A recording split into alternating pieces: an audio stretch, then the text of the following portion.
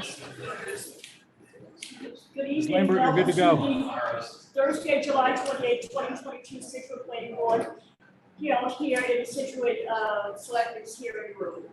Tonight, we're having a pure hybrid meeting. Mr. Bornstein is off-site. Ms. Lewis is absent. Therefore, Mr. McLean will be a full voting member tonight for 2 items. I need to start the meeting by reading, the Scituate Planning Board is committed to providing an environment of respect for meetings. We ask all members to interact in a polite manner even when there is disagreement. We value the participation of our community and want all participants, including marginalized and minoritized communities, to feel welcome and respected. We ask our community members and all who participate to commit to these standards to support and respect our community. Thank you. By now, everybody knows how to get it on Zoom. So is there a motion to accept the agenda? So moved. We need a roll call vote for everything. Yes. Ms. Lambert. Yes? Ms. Burbine. Yes. Mr. Kircher. Yes. Mr. McLean. Yes. Mr. Bornstein. Yes. Unanimous, all in favor, thank you.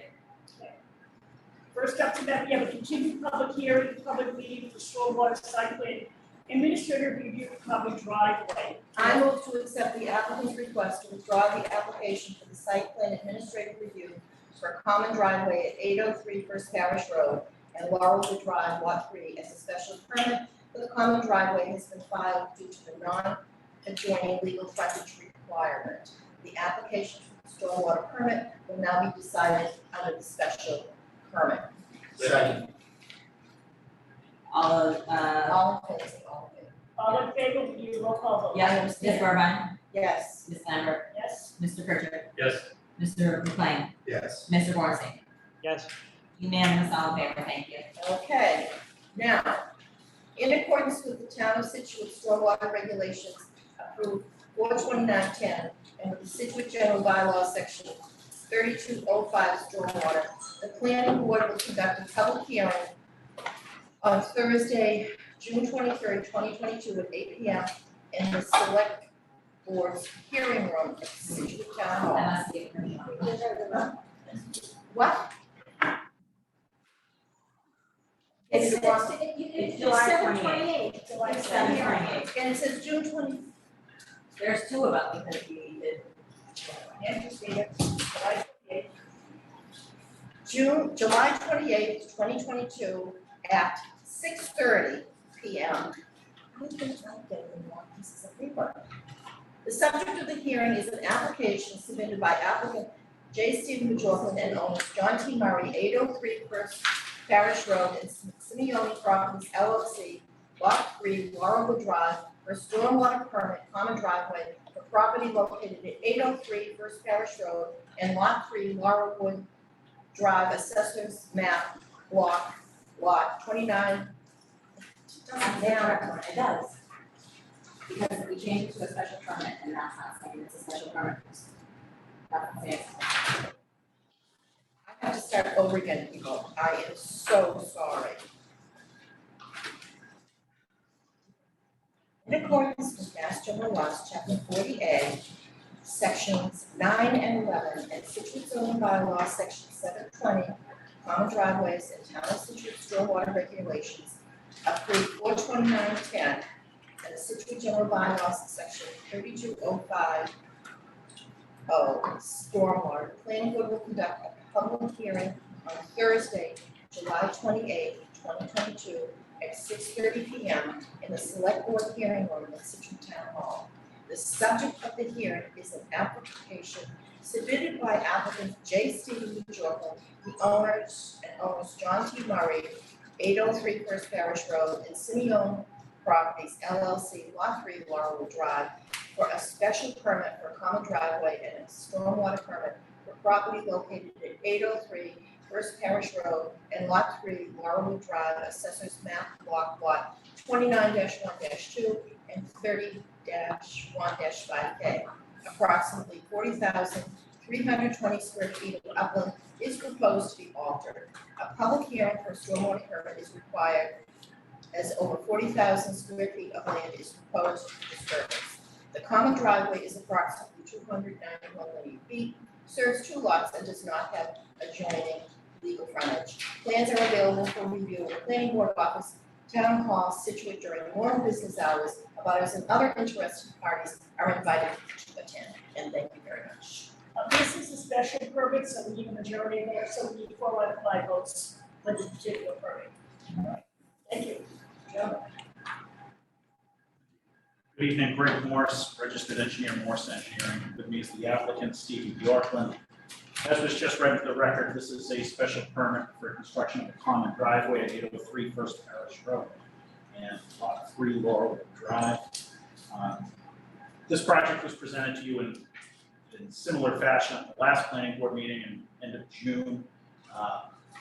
However, as was read in the record earlier, we were asked to have that permit taken back, and we've reapplied as a special permit because the 2 lots do not have adjoining legal frontage. Aside from that being a special permit request, the project remains unchanged. It's a common driveway accessing over this portion of the land at 803 First Parish Road, providing access to a new single-family home here. It's approximately 291 feet in length. As of the last meeting in June, you had conducted a peer review of this site with TEC, being the review consultant. We had satisfied their outstanding comments. You had looked for some additional information at that meeting, and since then we provided a planting plan put together by our wetland scientist and botanist Brad Holmes, which I believe you have, which specified a number of shrub plantings within the rain garden area. We also, I think, looked for information from the board, which was provided to us, of seed mixes for that area, and we proposed to use one of those seed mixes as recommended. Okay, turn it over to you. Karen? Planting plan is for the, for a buffer in lieu of a fence along the, stone wall. So it's native vegetation, and then in the swale, they've added, wetlands, a dry wetland seed mix. That's how it was conditioned, so that it wouldn't just be plain lawn as, you know, results of a comment from the planning board from the last meeting. It looks like everything complies with the current zoning bylaw requirements. And it was advertised, all the special permit, we had all the advertising deadlines, we found a mistake right away, and we were able to advertise. So everything is met, all the requirements under chapter 48. Comments from Ben? Do you have any comments on this? Yeah, I reviewed the planting plan. I think everything looks good. I commented back to Karen last week at some point that on the seed mix, there just needs to be a little more specificity in terms of the one that was called out, because one of those is, I'm just not exactly sure which one is being used, but one might not be what the design intent was supposed to be. I forget if I think it was the upland mix for the restoration one. Either way, one of the ones on for the supplier you called out is really just a mix of grasses to quickly stabilize the disturbed site. It's not really intended to be a long-term planting area. So that's just one comment that I have. Otherwise, I think it looks good, and I think that you've made a good effort to kind of improve that area from what it was initially designed as in terms of the stormwater BMP, and then also add some good screening on the property line, which the abutters would be pleased with in a few years. That's really all I have right now on that. The only thing would just be in terms of the kind of the installation and operation and maintenance plan of the seed mixes, just maybe there should be some more specificity in terms of to your contractor about how that's to be done. And usually these seed houses have pretty good specs or best management practices for how they should be installed and managed. So it should be sort of a boilerplate thing you can add in. Thank you. Get that, guys? And that's something obviously we'll add as a condition if it's going to be done in the. It's a condition, it's a condition. Okay. Yeah. And I would say we did add the mix in that you were looking for, so it's not just the grasses anymore. So it is the one that Ben was looking for in there. And I don't think the neighbors had a chance to see the plan, but when I talked to Brad Holmes, I said we wanted to make sure that we had some pretty good coverage.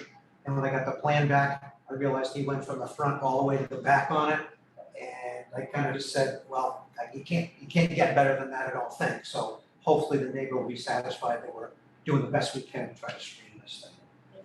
There's a lot of plants and shrubs and stuff like that going in there. Is that, just on that seed mix you said you changed, is that been reflected in the Yeah, it's in maintenance plan? No, the maintenance. Oh, we'll put it in the maintenance plan, but it's a condition, yeah, it's a condition, so. It's condition. Yeah, Sure. Almost, thank you. Bob, It's good. you see any other question? No, Okay. Since this is a public hearing, is there anybody from the public who'd like to make a statement? If you could just identify yourself with your name and address, please. My name is Pam Kearney. I live at 26 Laurelwood Drive.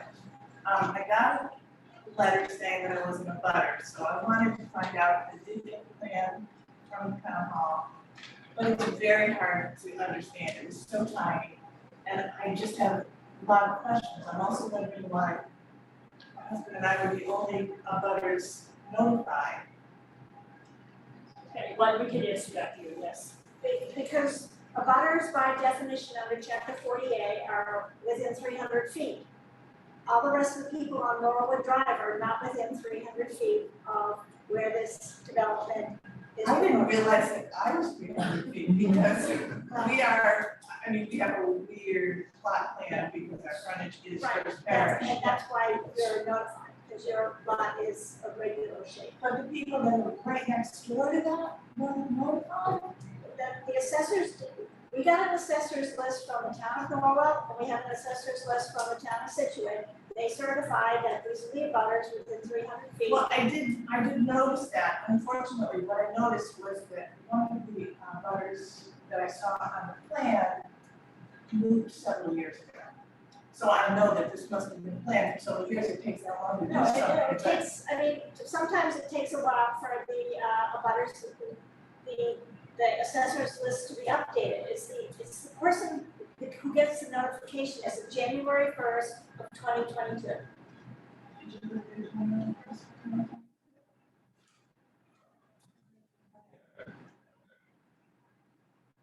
I thought it was, Follow the Mass State law. And I think last time we discussed this topic, we actually, the owners of number 797, just to the east, they actually came and This is not our first hearing on this. Is that your- it's the first one that I Yes, was. it is. It's the first one It's that I your was. first hearing because on the special permit, Sorry. yes, it is. Yes, Mr. Gilpin. If I can, and I'm the one who's involved in this, I'm glad you're here for your butters, that's great. When we originally put this thing in, the butters notification was different than it was for special permit. So when we first did it, we notified less people, it's a smaller area. But once it gets pushed to a special permit, you've got to do everybody within 300 feet. In the Laurelwood development, Karen's right, there are some really strange lot lines. Yes. Your house is probably half a mile away. But Quarter, They're but yeah. pretty close, but the actual lot line itself, if it's anywhere within 300 feet, even if it's all the way out at First Parish Road, the assessors basically go around and measure everybody within 300 feet. And we did do that in both towns. If there is a mistake on the assessor's side of it, it's not something that's for the developer, because the law says we have to go based on the list that they have. So if somebody moved in or didn't get their name changed on an assessor's map, we wouldn't know that, because all we do is just, we file for $35 and we give the town the property that we're gonna do the work on. They hand us back all the abutters. So if they missed something, I apologize if they missed a new person or something, but again, I'm glad you're here, and basically what we're looking to do is a driveway. It's gonna be shared by an existing house and one new development there. So that's my other question, is that I looked at that plan and I looked at the little locus plan, and I just have a hard time seeing where the house is going to be, so I know this is really. the driveway. I did look at where the shed is going to be moved, I understand that, but it's just hard for us to visualize. If you could, Sure. Craig, you stand up and So looking at the plan here, First Parish Road is right here at the top of the page, okay? This is the intersection of Laurelwood Drive. right, Okay, so as you come out to the end of Laurelwood Drive, you take a left here. There's a house right here on this lot. This is the second house up, it's number 803. There are existing driveways at this location right here. What we're proposing to do is to cut off that existing curb cut and put a new curb cut in at this location, so that 803 and a new house, this is the location of the new house, would come in with one driveway, which would split to go up to 803 right here, or it would continue straight back to the new house location. So the new house here is in excess of 250 feet off of Laurelwood Drive. This is the frontage, this is Laurelwood Drive down here. So there's a wetland, there's a 100-foot buffer zone, and we're outside of that with the proposed house. so Greg, is there a house on Laurelwood at that spot where you say 250 feet in, or is that? No, so this frontage area is immediately after the detention basin essentially. And so that detention basin, does that have, I'm sure you must have checked because you're an engineer, does it have anything to do with our septic system? Is that, I don't know. No, so you have to do of your own. Questions recently about our septic system, and it's such a weird system because it's a whole street system. I didn't know if that was. Yeah, so this house here is serviced entirely by its own septic system. It doesn't tie into any sort of community system. No, it wouldn't have any impact on you. Could you just, and sorry, Brian, you're wrong at 10 Laurelwood Drive, so I'm the first, probably where that cuts off right there. Yeah, there's me. What was being discussed about the wetland disturbance, could you just point out like where the concern initially was and what, I kind of get what's being done, but just where the concern was? if I can interject just for a second here. What you see on the plan there, there's another lot that's owned by Laurelwood Drive LLC, which is below the line you see in the plan, so there's another lot there, which also has some wetlands along the frontage. So your house is actually on the south side of that additional lot, which we don't own, we're not proposing anything on that. There's nothing that's gonna happen from Laurelwood Drive all the way in for the first 250 feet. That's why we're gaining the access off the First Parish Road, so we don't have to do anything in the wetland area or anything like that. What was the, and this is more just curiosity, what was the concern that was just discussed? So what we were just discussing was along this lot line, which is a common line between the common drive and then the abutter here, was placing some screening along that, whether it be a fence or some sort of vegetation. I think it's our proposal to put vegetation, and so there's a number of trees that we're proposing along that entire lot line there to help screen the driveway, is what it is. Bob Bannister, 797 First Parish Road. We had actually preferred the natural screening as opposed to a fence. Sure. Because our that entire driveway runs down our entire property. And then we go. And hopefully you're happy with the plan. I just seem to be. No, I saw the one at the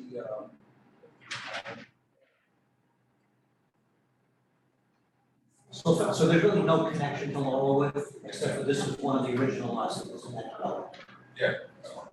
And I would add, all the utilities for this house all come off of Scituate.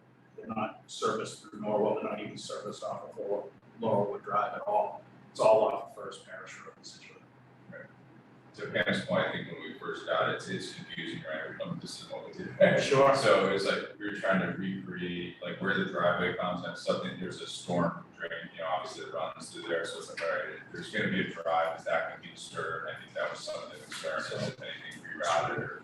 Literally, your view as you come up Laurelwood Drive isn't gonna change whatsoever. This should have, little to no impact on it. We've done a whole stormwater analysis of this site. We've proposed dry wells for all of the roof gutters and everything. We've proposed drainage along the driveway here, whatnot, so it all, won't have any impact to town gradient, to butters or Laurel Drive whatsoever. That's great to hear. Okay? Is there anybody on Zoom, do we know? Anybody that wants to see us? There's nobody on Zoom. Ben's on Zoom. Ben's here, but he already spoke to us. Is everybody else all set here? I think what's happening up in Laurel is that wind has been empty for a long time, so it's going on upstairs. So something new. There's other stuff going on at Yeah. Lower too, and people are getting wind of that, and it has nothing to do with this project. Nothing but this project. What's going on up there? Okay, do we have anything else? Do we have? Shall I continue? You can continue. I move, is this the correct item? Yes. Yes. All right, thank you. It's a long Yes, it's very period of long. time. So everybody settle in, this is a long read. I move to make the following findings of fact. 1, J. Stephen Majorca, the applicant, filed an application for a site plan administrative review for common driveway less than 500 feet to serve 2 lots at 803 First Parish Road and Lot 3 Laurelwood Drive, known as Assessor's Map /block /lot 29-1-2 and 30-1-5-K, the property with the town clerk on May 26, 2022. It was determined after consultation with town council that a special permit was required as the lots did not have adjoining legal frontage. An application for a common driveway special permit for a common driveway less than 500 feet long to serve 2 lots without adjoining legal frontage was filed with the town clerk on July 6, 2022. The applicant's deeds are recorded with the Plymouth County Registry of Deeds at book 10726, page 174, for 803 First Parish, and book 17804, page 33 through 35, and land court plan 40262D. 2, the common driveway is proposed, according to the application, which measures the drive from the property line, the length of it is 291 feet. It serves 2 lots without adjoining legal frontage. 3, the property at 803 First Parish Road contains about 52,014 square feet of upland according to the plan and is in residential R1 zoning district and water resource protection district. Lot 3 has 51,426 square feet of land, of which 47,576 square feet is upland. This is also in the R1 zoning district and water resource protection district. 4, the site is in the water resource protection district. The zoning bylaws establishes a water resource protection district to include areas significant to the town's drinking water supply source, which requires zoning protection. The water resource protection district requires all runoff from impervious surfaces to be recharged on the site, diverted toward areas covered with vegetation and surface infiltration to the extent possible, or as otherwise directed from the Scituate DPW and Scituate Conservation Commission. 1 inch of roof runoff is recharged, and the first inch of runoff is recharged for all impervious areas according to DEP requirements. 5, the zoning bylaw prohibits rendering impervious any lot/parcel more than 15% or 2,500 square feet, whichever is greater, unless a system of artificial recharge is provided that will not result in degradation of water quality. The plans show that 803 First Parish Road will have 7,250 square feet, or 13.9% of the lot, and Lot 3 Laurelwood Drive will have 3,400 square feet, or 6.6% of the lot as impervious. The engineer indicates the water quality will not be degraded as evidenced in a signed and stamped certification by engineer Gregory J. Morse PE dated July 11, 2022. 6, under the Stormwater Bylaws, section 320, 32050 of the general bylaws, all development and redevelopment projects that will disturb over 15,000 square feet of land in a residential zoning district rendered 25% or more of an undeveloped lot impervious, or increase the impervious area of a developed lot by 25% or more, even if it is conducted over separate phases and or by separate owners require a stormwater permit. The proposed total impervious area of the two lots is 10,650 square feet.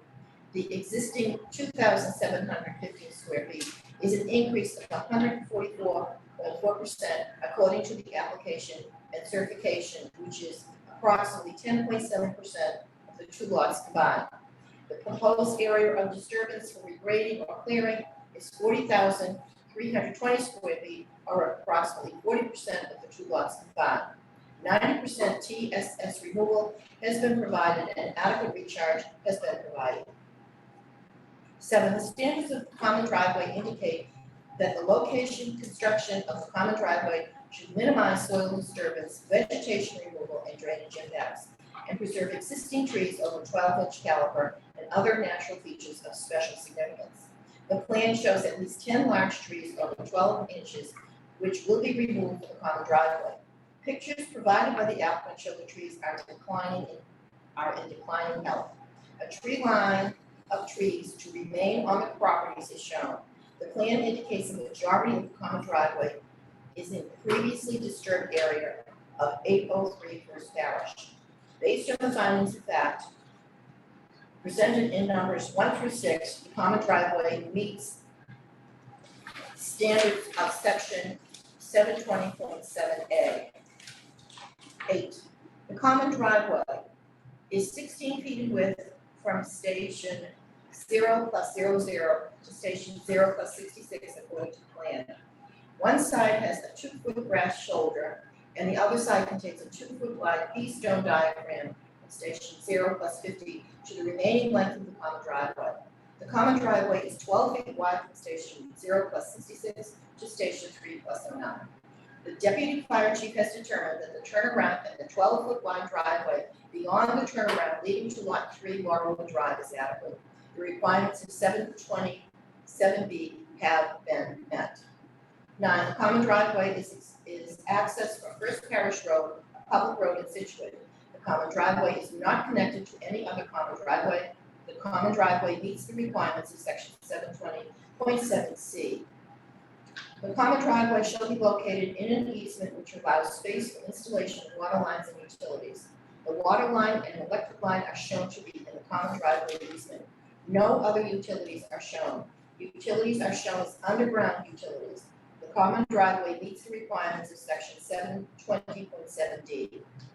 11, the common driveway cross-section shows a top course of 1.5 inches of bituminous concrete top course type I-1 over 1.5 bituminous face type I-1 over 12 inches processed gravel base type C gravel borrow per Mass DOT specs M1.03.1.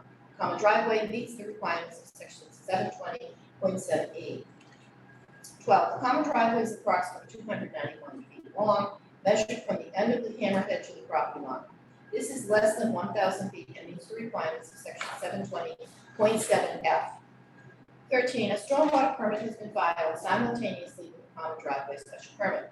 The plan indicates there is no increase in rate or volume of stormwater to abutting properties.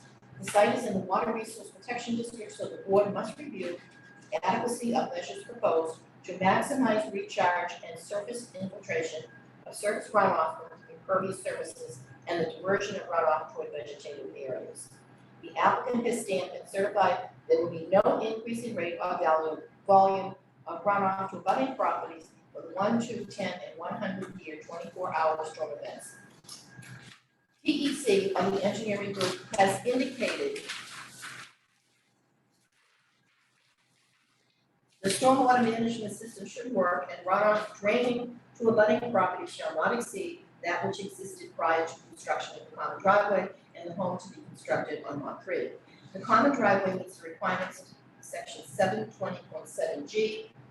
As the site is in the Water Resource Protection District, infiltration of surface runoff is maximized by a pea stone diagram of grass, rain garden, and underground infiltration chambers. 14, no impervious areas are proposed to be located above the major components of the proposed septic system. The common driveway appears to meet the requirements of section 720.7H, as no impervious areas are above the proposed septic system of lot 3 and the existing cesspool, the 803 First Parish Road. The proposed septic system will be required to meet all Board of Health requirements. The standards of review for section 720.7H are met. 13, common driveway will be buffered by a vegetation from the adjacent single-family house at 797 First Parish Road. A planting plan has been submitted by ECR LLC, showing a buffer of native saplings and shrubs, evergreen and deciduous, commonly found in upland forested environments. This should buffer the adjacent single-family home. The common driveway meets the requirements of section 720.7I for screening and reduced visual impacts. 16, a turnaround for emergency vehicles shall be provided with a minimum length of 30 feet and width of 20 feet in locations approved by the fire chief. The Scituate Deputy Fire Chief indicated there is no issue with the turnaround. The fire department is requiring a hydrant to be located at the entrance to the common driveway. The common driveway meets the requirements of section 720.7J. 17, the common driveway plan, 803 First Parish Road and Lot 3 Laurelwood Drive in Scituate, Mass, dated May 10, 2022, with revisions through June 22nd, 2022, shows the stopping site distance requirements that the common driveway entrance have been met for the posted speed limit of 20 miles per hour and American Association of State Highway and Transportation Officials, AASHTO, standards are met. The common driveway meets the requirements of section 720.7K. 18, lot width for lots served by the common driveway may be measured parallel to the common driveway, except in the case of 50-foot frontage lots. The lot width of lot 3 is specified as 176.8 feet and is not 720.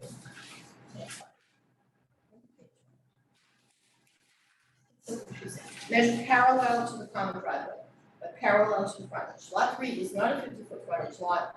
803 First Parish Road has a lot width of 194 feet, meeting the requirements. The common driveway meets the requirements of section 720.7L.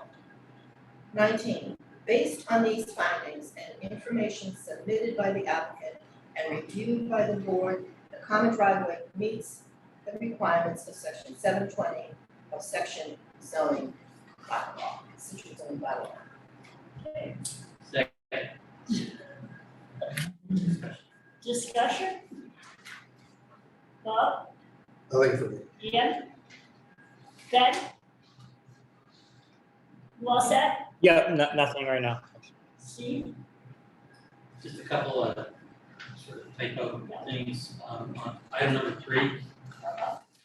Maybe this is the right way to do it, but it says first lot is about 52,014. The second lot has 51,426. Do we need to say about for both of them or either? Take out the amount.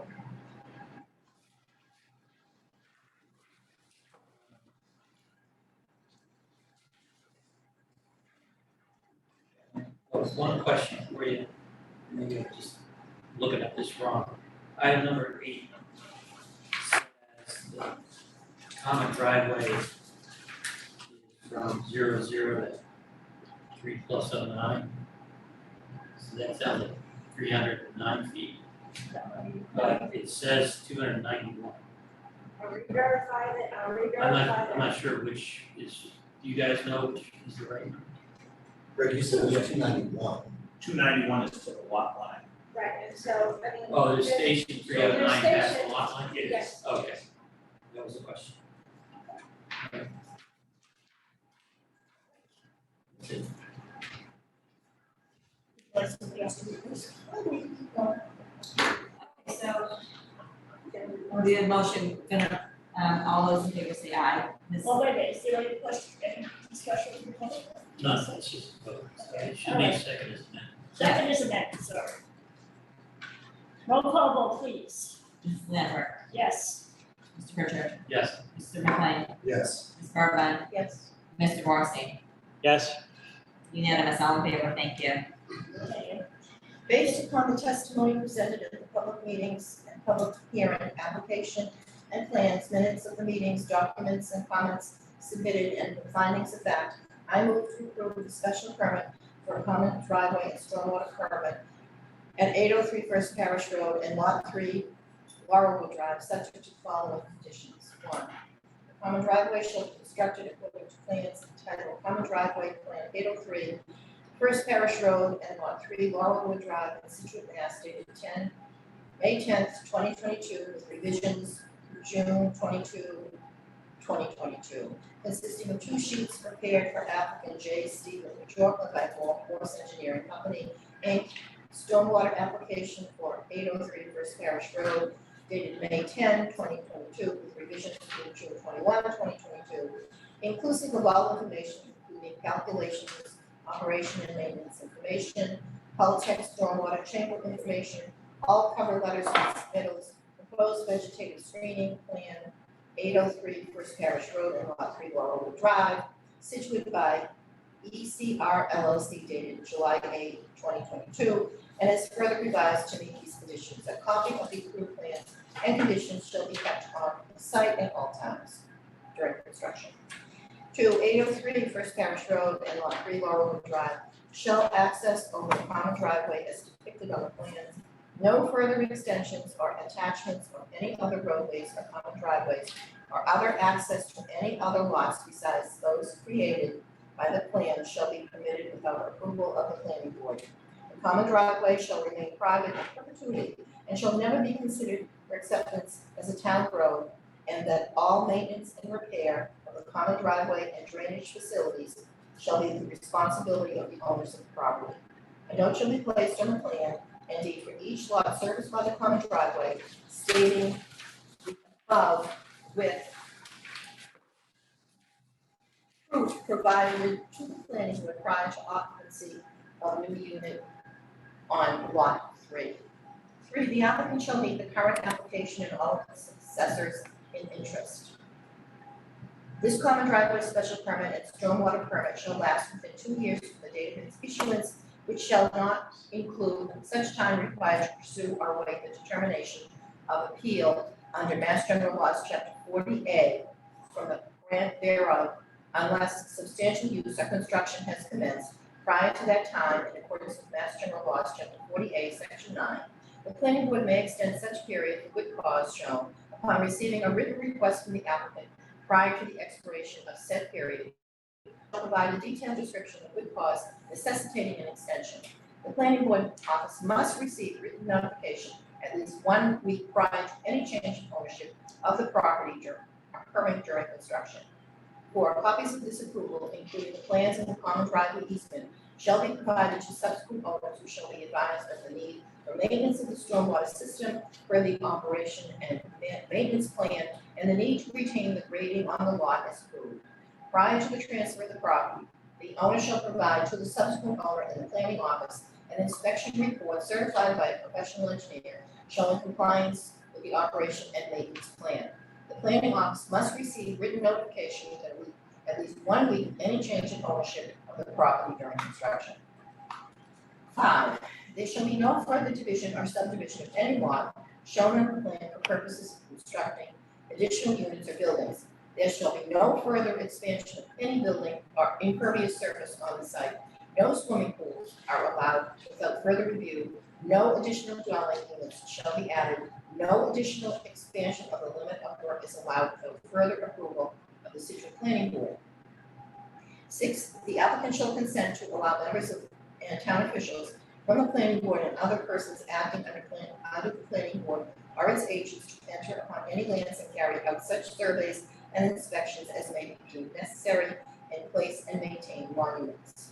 The applicant shall cooperate with the planning board and town officials and assist them in their efforts to verify the layout, design, and construction work are satisfactory and conform to the town specifications and requirements of the board.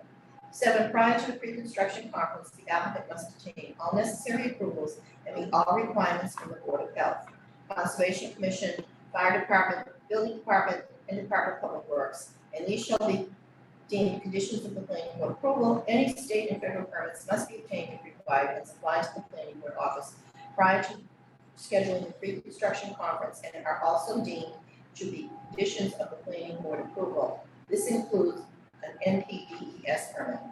A construction shall meet all requirements of the Scituate zoning bylaw. All contractors are responsible for all conditions shown on the plans and in the written decision. Now, new ground irrigation systems shall be allowed to connect to the town's water distribution system or in any manner use municipal water. In accordance with this policy rule, all irrigation systems installed in Scituate must be supplied by on-site sources at the expense of the property owner. Fines for violating this rule may be levied on the homeowner as well as the system installer. 10, the septic system for lot 3 shall meet all the requirements of Title 5 and 310 CMR 22, including a reserve area. Any changes to the plan necessitated by compliance with any Board of Health provision requires notification of the town planner to determine if the change is significant and requires further input from the planning board. No work is allowed beyond the limit of, number 11, no work is allowed beyond the limit of / tree line without approval of the planning board. The entire limit of work is to be staked with erosion control during the construction. Fines shall be imposed for disturbance beyond the limit of work, and any disturbance beyond the limit of work will be subject to full restoration with a restoration plan to be submitted and approved by the planning board. 12, the post-construction operation and maintenance plan shall be strictly adhered to so that 90% total suspended solids removal is achieved at all times. An annual report is to be provided to the planning board yearly by June 30, certifying that all required maintenance has been completed per plan. 13, all utilities shall be placed underground for the common driveway and lot 3. 14, recharge chambers shall be installed within the bottom elevation, a minimum of 3 feet above seasonal high groundwater elevations. Stormwater during construction as well as after construction is not allowed to increase in rate or volume to adjacent properties to the street or off-site. 15, a stabilization construction entrance shall be installed prior to any work on the site and shall be maintained throughout construction to prevent dirt tracking onto the road. 16, no sediment, including silty water, shall be allowed to leave the site during construction.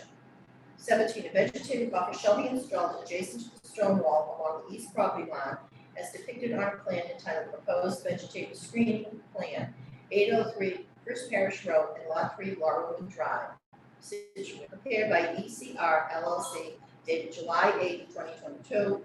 No substitutions are allowed without written permission of the town planner, planning board.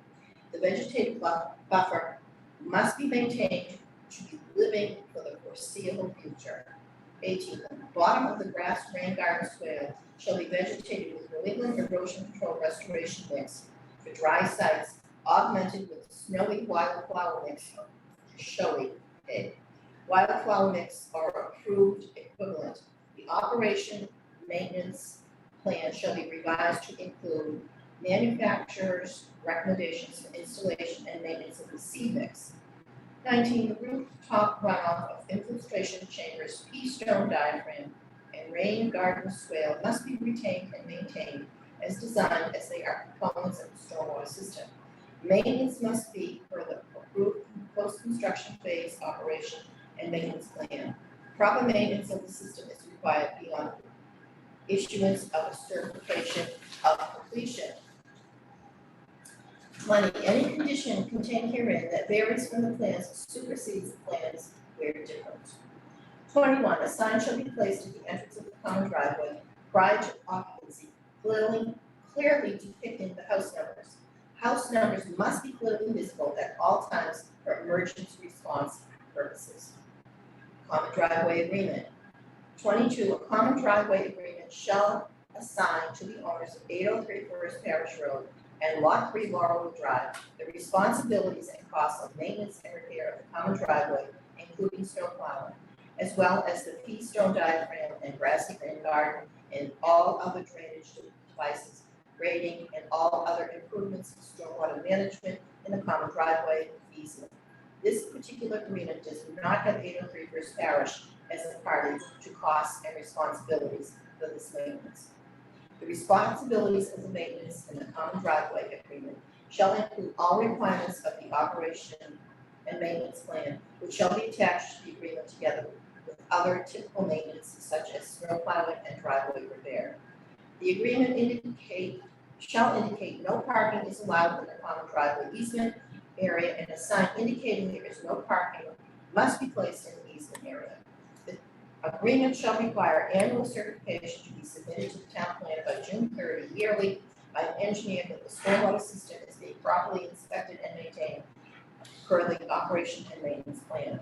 The operation and maintenance plan shall also be provided to the planning board as a standalone document. The standard format for the planning office shall be used. A final draft of the agreement shall be provided to the planning board within 2 weeks of the approval of this common driveway special permit and stormwater permit. The agreement shall be recorded in the registry of deeds with the special permit and stormwater permit. No pre-construction conference or building permits will be issued. Recorded common driveway agreement.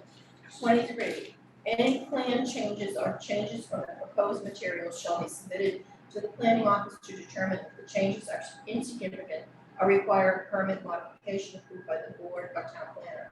The stormwater management system, including all recharge chambers and components of the system, house driveways, grading, and site amenity locations shall not be changed or expanded without prior written approval of the issuing authority. Expansion includes additional pavement areas. Failing to obtain written approval is a violation of the town of Scituate Stormwater Bylaw and subject to fines. 24, the use of pesticides and fertilizers shall be strictly prohibited. Construction. A pre-construction conference will be required prior to the start of construction, including the planning board's consulting engineer, a representative of DPW, the site design engineer, the applicant, the owner, the site coordinator, and the town planner.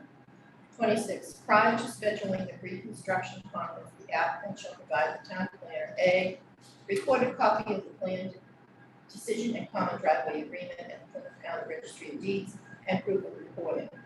B, an initial deposit with the town planner of $5,000 under general laws C 44 section 53G to secure construction review and inspections by the town of Scituate consulting engineer. The deposit shall be applied to the cost of construction inspections for the common driveway and stormwater improvements. The specific amount provided to the planning department shall be based on the consulting engineer's estimate and shall be subjected to amendment from time to time and be supplemented by the applicant as requested. C, the applicant shall provide surety for $10,000 in the form acceptable to the planning board prior to beginning construction of the common driveway to guarantee completion of the common driveway, the drainage system, site work, landscaping, and cleanup of site in compliance with the stormwater plan and conditions. After the town planner has inspected the site and found grading, loaming, seeding, cleanup of earth materials, and construction debris to be complete with the as-built approved and certified as a completion issued, these funds shall be returned to the applicant. And D, a schedule of construction activities including approximate dates of installation of erosion control and other site stabilization features for all phases of the project and all applicable items and subdivision rules and regulations. 9.1.3 shall be given to the town planner, and the owner shall provide funds to cover the cost of the inspections and attendance at the pre-construction conference by the town's consulting engineer. Temporary drainage measures shall be provided on site in the initial phase of construction prior to house construction. 27, the planner is to be notified when construction begins and when construction is completed. 28, prior to scheduling the pre-construction conference, the applicant shall provide the town planner with permits from the Scituate DPW for street openings and curb cut. Installation of all water mains and appurtenances shall be performed according to the specifications of DPW Water Division. Any upgrades and modifications of connections shall be at the applicant's expense. The consulting engineer along with the town shall review the construction activity to ensure compliance with the town's rules and regulations. The property line, 29, the property line and boundary of the limit of clearance shall be marked and flagged in the field under the direction of a surveyor and notification given to the town planner and consulting engineer a minimum of 5 days prior to the start of construction. The property line and limit of clearance shall remain staked in the field throughout construction. 30, all clearing and earth moving operations shall only occur while erosion and sedimentation control measures approved by the town planner and shown on the plan are in place. Such control measures shall remain in place until the town planner determines the danger of erosion or sedimentation no longer exists. 31, any proposed changes in grading and drainage from the approved plan must be reviewed by the planner, town planner, and the town's consulting engineer to determine if they are materially significant. The applicant's engineer shall certify that such changes shall result in no impact on the drainage system and shall not increase runoff on first paragraph. Excuse me. This is, why do we have Country Way? I said just First Parish Road. First paragraph. I missed one, I'm sorry. Okay, Abutting lots, First Parish Road, abutting lots, the rate and volume of the post-condition from the pre-development condition. 32, all proposed lawns and swale areas shall have a minimum of 6 inches of clean screen loam. 33, there shall be no flow to the subsurface systems until the tributary area is stabilized. 34, no use of hydrants on site or adjacent roads off-site is allowed for construction use. A hydrant may be available at the water treatment plant for construction use if water supply allows and permission is obtained from DPW. 35, the inspections for this development will be done in accordance with section 9.1.3 of the Town of Scituate subdivision rules and regulations as modified in the next sentence. The town's consulting engineer shall perform these inspections with cost paid by the owner. All required inspections shall take place and be inspected by the consulting engineer, including water lines along with DPW. Timely reports shall be submitted to the planning board stating the results of all required inspections unless more frequent reports are needed. 48 hours minimum advance notice is required for all inspections. All stormwater recharge structures require inspection of the bottom of the excavation by the consulting engineer. SWIP inspections for NEPA's permit by the applicant must be submitted every half-inch storm. 36, construction of the common driveway site drainage systems, grading and water system shall be supervised by a registered professional engineer approved by the planning board, who shall certify in writing to the planning board at completion that the driveways, grading, drainage structures, and utilities were constructed in accordance with the approved plans. This certification shall be accompanied by as-built plans signed and stamped by a registered professional land surveyor and a supervising professional engineer. No certificate of occupancy shall be issued until the planning board is satisfied that access, construction of the driveways, grading, installation of drainage structures, and stormwater management features, installation of utilities, and site stabilization are in full compliance with the approved plans and permit. The stormwater system must be functioning in accordance with design requirements, and the as-built certification must include a statement that any variation in grade is immaterial and does not materially alter the performance of the stormwater system. All grading and landscaping must be submitted prior to the final as-built submittal. 37, grade stakes shall be provided for inspection of the consulting engineer prior to gravel and shall remain for inspection through final pavement installation. 38, prior to the issuance of occupancy permit, the board's consulting engineer shall inspect the lots and notify the board and building commissioner the common driveways, grading, drainage, site utilities, and stabilization conforms to that shown on the common driveway and stormwater permit plan. 39, construction work shall not begin prior to 7 a.m. on weekdays and 8 a.m. on weekends and shall cease no longer than 7 p.m. or sunset, whichever is earlier. No construction is permitted on Sundays and federal and legal state holidays. Construction work includes any operation of machinery and idling of vehicles. The name and phone number of a 24-hour contact shall be provided to the town planner, building department, police department, and Department of Public Works to be used in the event of an emergency prior to the pre-construction conference. 40, there shall be no parking, loading, or unloading of construction equipment, staging or idling of vehicles at First Parish Road or Laurelwood Drive or adjacent public roads during construction unless a police detail is provided if warranted as determined by the police department. 41, stockpiles shall be located as shown on the plans and must be protected with erosion controls, including but not limited to silt socks and temporary.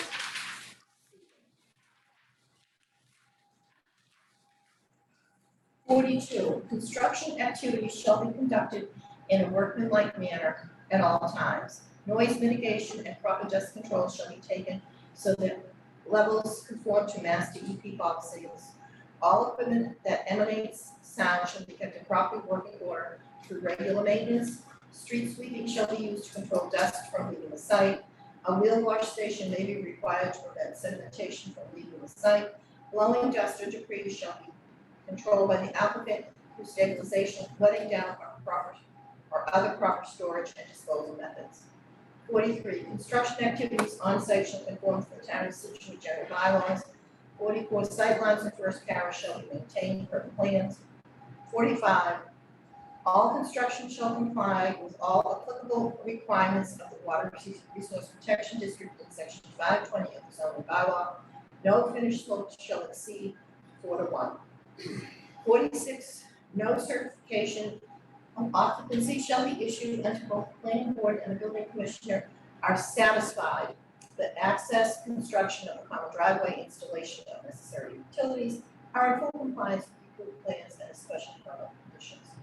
47, if the drainage system is not performing as designed and conditioned or stormwater is observed going to abutting properties or to the street, the stormwater authority can request necessary mitigation to remedy the situation. This condition survives the issuance of certificate of completion.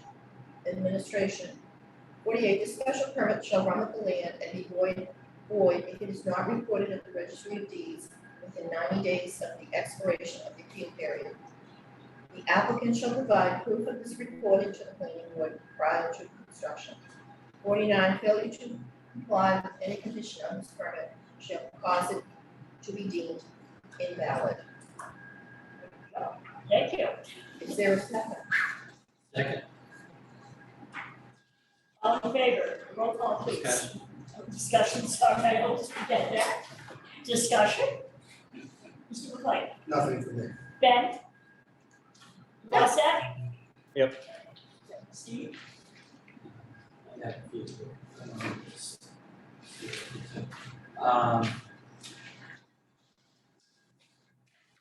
So 22, page 9. Just a little confused on the parenthetic here. We're saying that 803 First Parish is not part of the cost or responsibilities for maintenance. Correct. That's what lays out in this particular common driveway agreement. This is the only common driveway agreement that I have ever seen where they're excluding that front lot from it, and that's the landowner's deal. Okay, In the common driveway agreement, Steve, it says that if something goes wrong, that they can actually cause it to be repaired, but the cost of that is gonna be on lot 3, the newly constructed house. okay, I just want to make sure I understood that. It seems like the first sentence in that paragraph sort of says they are both responsible. So, It's further defined in the common driveway agreement that the cost for that is borne by lot 3. well, it also says responsibilities for maintenance too. Right. But So not that's, just cost. in the agreement, it's clarified between the two owners, is really what happens. Okay, I'm just trying to make sure that this language matches that. And that's because the owner in the front is only using about 20 feet of the common driveway. Everything else goes to the second house. So the owners of 803 First Parish do not have responsibilities in costs. for maintenance and repair. For maintenance. No, They don't have No, a, but they're not They're responsible. not they're not gonna have any, but I'm That's wondering if this fine. should just say that the owners of lot 3 Laurelwood Drive are responsible for cost of maintenance, take the other I'll one take out. it out, I'll take Makes it it a out. little clearer. Yeah.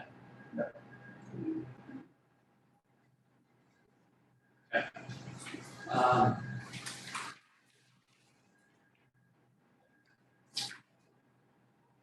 on page 11, instead of kind of halfway down that paragraph, it says owner, is that the applicant? No, this is owner on this one because the owner is providing the money for the funds, the applicant is not. Providing the funds for, To cover the cost of inspections, it's the owner who will be providing, not the applicant in this case. this is not one that I'm building. Huh? This is not a driveway that I'm building personally. It's gonna be Mr. built by the Simeone, owners, by Mr. Simeone Simeone. Properties. oh, so did we define owner? I'm sorry, I missed. I Well, you have must the have deed, you have the deed. I'll say the owner of lot 3, is that more Yeah. specific? Yeah, that's fine. No, you should have covered that somehow.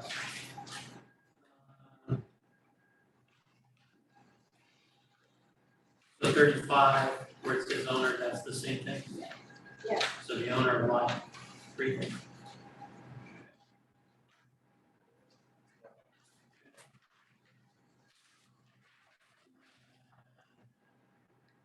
.42, the last page.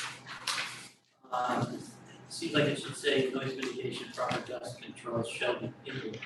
Right? Okay, take it.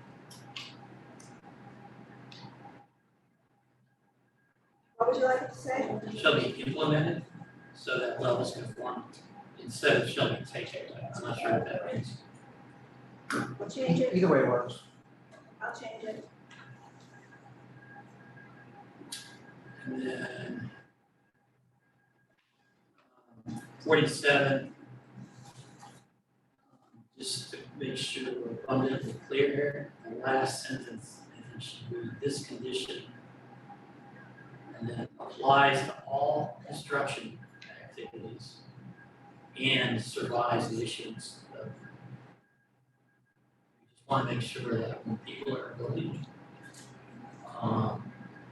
they're still responsible for managing the drainage system if it's not conforming.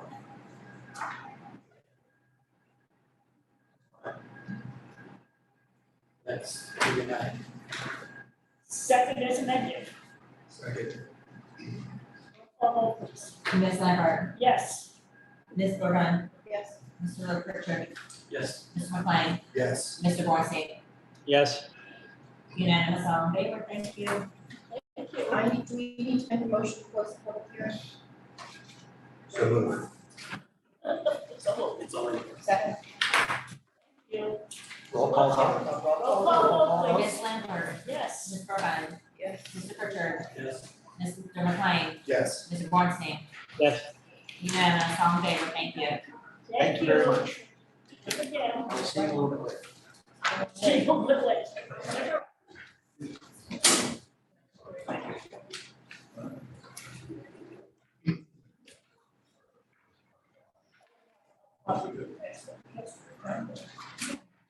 Okay, so we're moving on. Continuing public meetings, Scituate administrator review the common driveway from 93 Elm Street, lots 5 and 6. We have 2 decisions. Hi.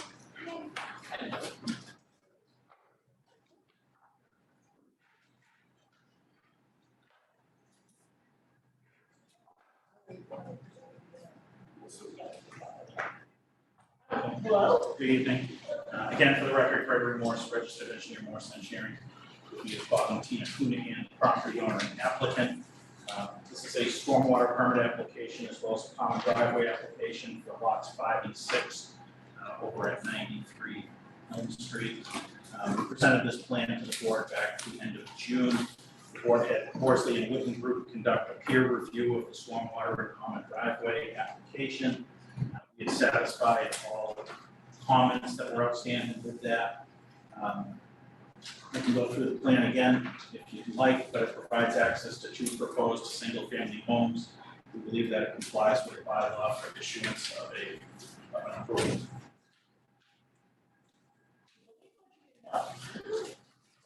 You believe what you do now, how much fill you bringing in? I don't have the exact number, but we are estimating it between 600 and 700 yards across the site between the 2. That's a lot. Gary? It appears to comply with the bylaw. I mean, there's a lot of fill being brought in for to construct these sites. But we don't have a lid on fill. And Ben, do you have anything? Anything to, Not, Ian? Mr. Pritchett? No, Can I say something before you start? So what I did, because this was submitted as a stormwater permit for each lot and a common driveway, I combined the common driveway, so each lot gets a common driveway and a stormwater permit.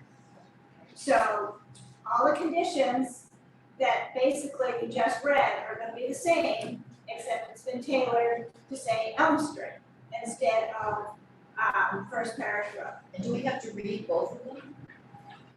If they're identical, it just seems like a tremendous It's waste. tremendous amount of work doing it too.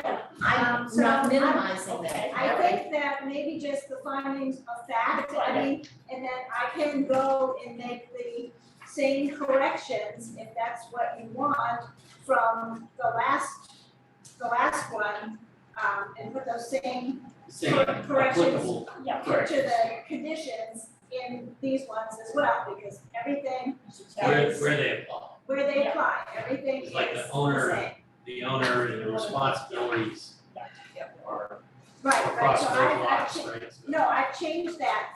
The owner was only Okay. on that on that one particular one. This one, it's applicant, and I changed that in all of these. But they do have slightly different findings of fact Alright, we'll do that. on both of these, because I put the things that apply to lot 5 and lot 6, which is, ideally, it would have been nice if I could have had one common driveway permit, but they wanted the 2 lots separate. Which one should go first? No, well, I actually have a public comment first. Oh, I'm sorry. Is there anybody in the room that would like to make a comment first? How about on Zoom? Do we have anyone online that would make a public comment regarding 93 Elm Street, lots 5 or 6? You could raise your hand, and we can allow that comment at this time. No comment. No comment? Okay.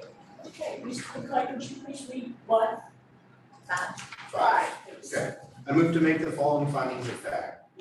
Christina and Robert Cunahan, the applicant, filed an application for a site plan administrative review for a common driveway less than 500 feet long to serve 2 lots with adjoining legal frontage, and a stormwater permit for lots 5 and 6 Elm Street, known as assessor's map / block / lot 44-2-17, henceforth the property, with the town clerk on May 25th, 2022. The applicant's deed is recorded with the Plymouth County Registry of Deeds at book 54250, page 116. 2. One common driveway is proposed, henceforth the common driveway. According to the revised plan dated July 5th, 2022, which measures the drive from the property line, the length of it is 118 feet. It serves 2 lots with adjoining legal frontage. Lot 5 Elm Street contains 20,001 square feet of land, all of it is upland according to the common driveway plan. The lot is in the Residence R2 zoning district. A portion of lot 5 is in the Water Resources Protection District, WRPD. And portions of it are also in Zone A. The planning board endorsed a Form A plan creating lots 5 and 6 on March 24th, 2022. 4. Portions of Lot 5 are in the Water Resources Protection District and Zone A. The zoning bylaw establishes a Water Resource Protection District, quote, to include areas significant to the town's drinking water supply source, which requires zoning protection, unquote. The Water Resource Protection District requires, quote, all runoff from impervious surfaces to be recharged on site, diverted towards areas covered with vegetation from surface infiltration to the extent possible, or is otherwise directed from the Scituate DPW and the Scituate Conservation Commission, unquote. 1 inch of roof runoff is recharged for the entire roof. The first inch of runoff is recharged on Lot 5 for all impervious areas according to DEP requirements. The proposed stormwater management practices are located outside of the DEP Zone A and WRPD. 5. The zoning bylaw prohibits rendering impervious any lot/parcel more than 15% or 2,500 square feet, whichever is greater, unless a system of artificial recharge is provided that will not result in degradation of water quality. This is further restricted in the Zone A to no more than 20% with artificial recharge. Lot 5 shows less than 15% impervious with 13.5% impervious.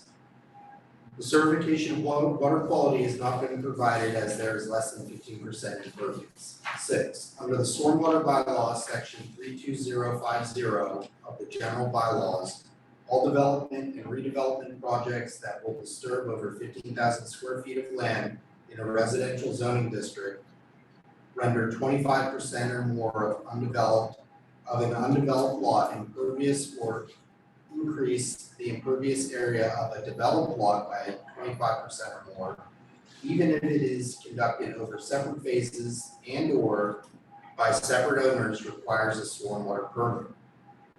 The proposed total impervious area of Lot 5 is 2,701 square feet as indicated in the application. There is currently 1,661 square feet of impervious area on Lot 5. Thus, there is an increase of 62.6%.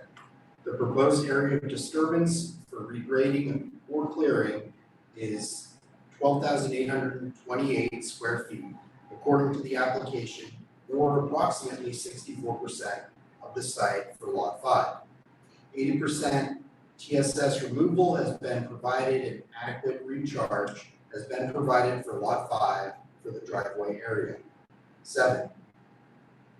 The standards of the common driveway indicate that the location and construction of the common driveway should minimize soil disturbance, vegetation removal, and drainage impacts, and preserve existing trees over 12 inches caliber, and other natural features of special significance. The plan shows soil disturbance and vegetation removal for constructing the common driveway. Its drainage systems and 2 4-bedroom single-family dwellings, 2 septic systems, and 1 pool. Fill is needed to construct the site. Anywhere from 1 to 6 feet of fill will be brought in to construct the 2 lots as shown. At least 2 trees over 12 inches caliper must be removed. The proposed stormwater management system has been reviewed by the town's consulting engineer, Horace Witten Group, whose comments indicate the stormwater system is adequately addressed. Based on the findings of fact presented in numbers 1 through 7, the common driveway meets the standards of 720.7A. 8. The common driveway is 16 feet in width for 99 feet, just past the septic driveway for Lot 5. The driveway has been reduced to 12 feet up to the Lot 6 house. The common driveway section includes 2-foot grass shoulders on each side. The fire department has indicated that the width is acceptable to service 2 lots. The common driveway meets the requirements in section 720-7B. 9. The common driveway is accessed from Elm Street, a public road in Scituate. The The common driveway is not connected to any other common driveway. The common driveway meets the requirements of section 720.7C. 10. The common driveway shall be located in an easement which allows space for installation of water lines and utilities. The water line and electrical line are shown to be in the common driveway easement as well as the gas line for lot 6. Utilities are shown as underground utilities. Lot 5 utilities are shown coming in from Elton Street. The common driveway meets the requirements of section 720.7D. 11. The common driveway cross-section shows a top course of 1.5 inches of bituminous concrete top course type I-1 over a 1.5 inch bituminous binder type I-1 over a 12-inch compacted sorted gravel subbase. Frost-free subgrade shall be provided between the subbase and parent material. The common driveway meets the requirements of section 720.7E. 12. The common driveway is approximately 118 feet long measured from the property line to station 1 plus 46, a location approximately 30 feet beyond the driveway for lot 5. This is less than 1,000 feet and meets the requirements of section 720.7F. 13. A stormwater permit has been filed simultaneously with the common driveway permit. The plan indicates that there is no increase in rate or volume of stormwater to the abutting properties. The site is partially in the Water Resource Protection District, so the board must review the adequacy of measures proposed to maximize recharge and surface infiltration of surface runoff from impervious surfaces and the diversion of runoff toward vegetative areas. The applicant has stamped and certified that there will be no increase in rate or volume of runoff to abutting properties for the 1, 2, 10, and 100 year 24-hour storm events. Horsley Witten Group has indicated that the stormwater management system should work and the runoff draining to abutting properties shall not exceed that which existed prior to the construction of the common driveway and development on lot 5. The common driveway meets the requirements of section 720.7G. As the site is partially in the Water Resource Protection District, infiltration of surface runoff is maximized by underground infiltration chambers for the entire roof area of lot 5 and the driveway. 14.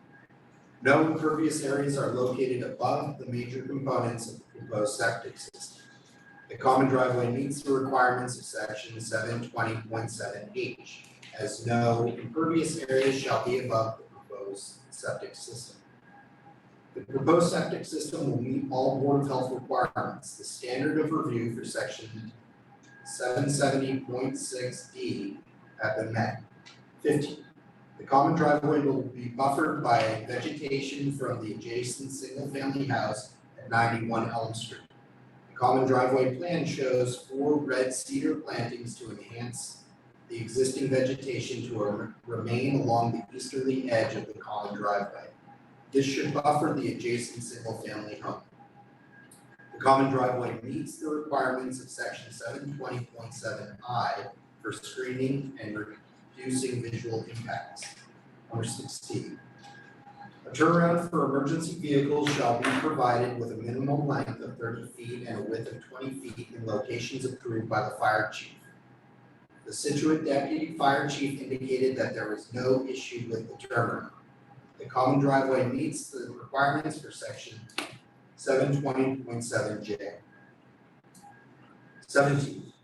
The common driveway plan for 93 Elm Street, lots 5 and 6 in Scituate, Mass. Dated 5 July 2022 shows the stopping site distance requirements at the common driveway entrance have been met for the posted speed limit of 25 miles per hour, and the American Association of State Highway and Transportation Officials AASHTO standards are met. The common driveway meets the requirements for section 720.7K. 18. Lot width for lots served by a common driveway may be measured parallel to the common driveway, except in the case of 50-foot frontage lots. The lot width for lot 5 is specified as 167.5 and is measured parallel to the common driveway.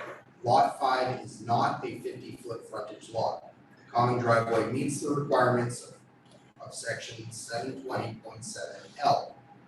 19. Based on these findings and information submitted by the applicant and reviewed by the board, the common driveway meets the requirements for section 720 of the Scituate zoning bylaw.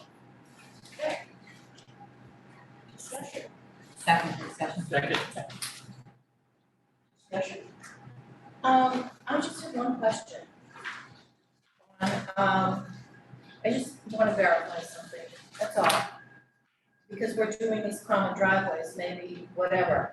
On the previous one, we had said 1.5 inch bituminous space, blah, blah, blah, blah. And then on this one, frost-free subgrade. Sometimes they change the detail per set of plans, so I just try to copy the exact words on the plan. Okay, thank you, I just wanted to, That's what it is, they changed the detail slightly, and so. all right, thank you, thank you. Anybody else? Just on number 13, 5. What of course the witness has said is the properties do not exceed. That's the fact. Now 18, I just think after 167.5, just add the word feet.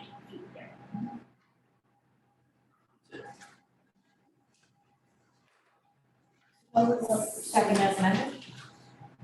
Second. All those in favor? Ms. Lambert? Yes? Mr. Pritchard? Yes. Mr. McLean? Yes. Ms. Burbine? Yes. Mr. Bornstein? Yes. Thank you, unanimous, all in favor. Karen, how would you like to proceed with lot 6? Oh, wait a minute, we need to make a vote on the conditions. Yeah, that's right. Good, I just can't get out.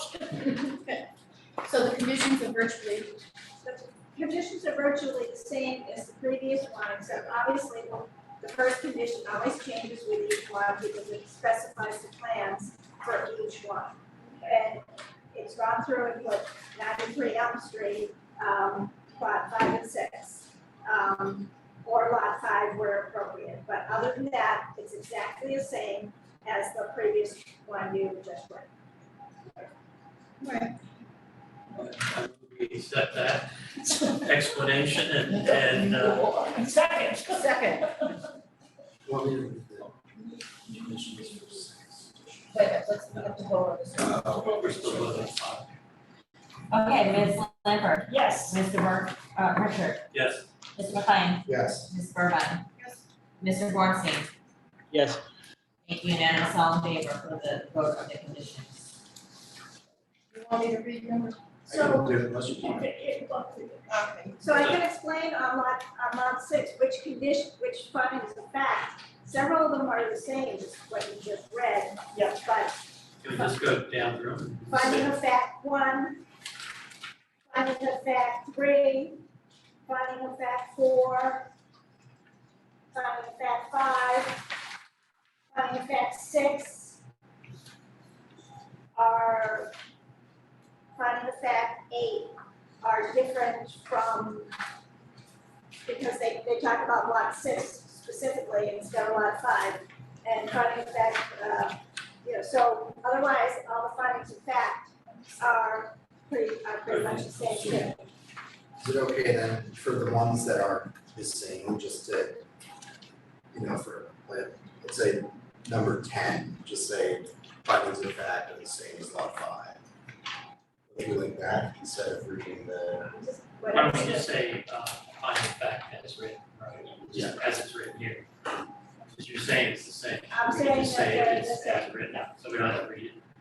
Let's just read the ones that are different. Alright, so Alright, this is for lot 6, I move to make the following findings of fact. 1, Christina and Robert Cunahan, hereafter the applicant, filed an application for a site plan administrative review and a common driveway less than 500 feet long to serve 2 lots with adjoining legal frontage and a stormwater permit for lots 5 and 6 Elm Street, known as Assessor's Map / Block / Lot 44-2-17, hereafter the property, with the town clerk on May 25th, 2022. The applicant's deed is recorded with the Plymouth County Registry of Deeds at book 54250, page 116.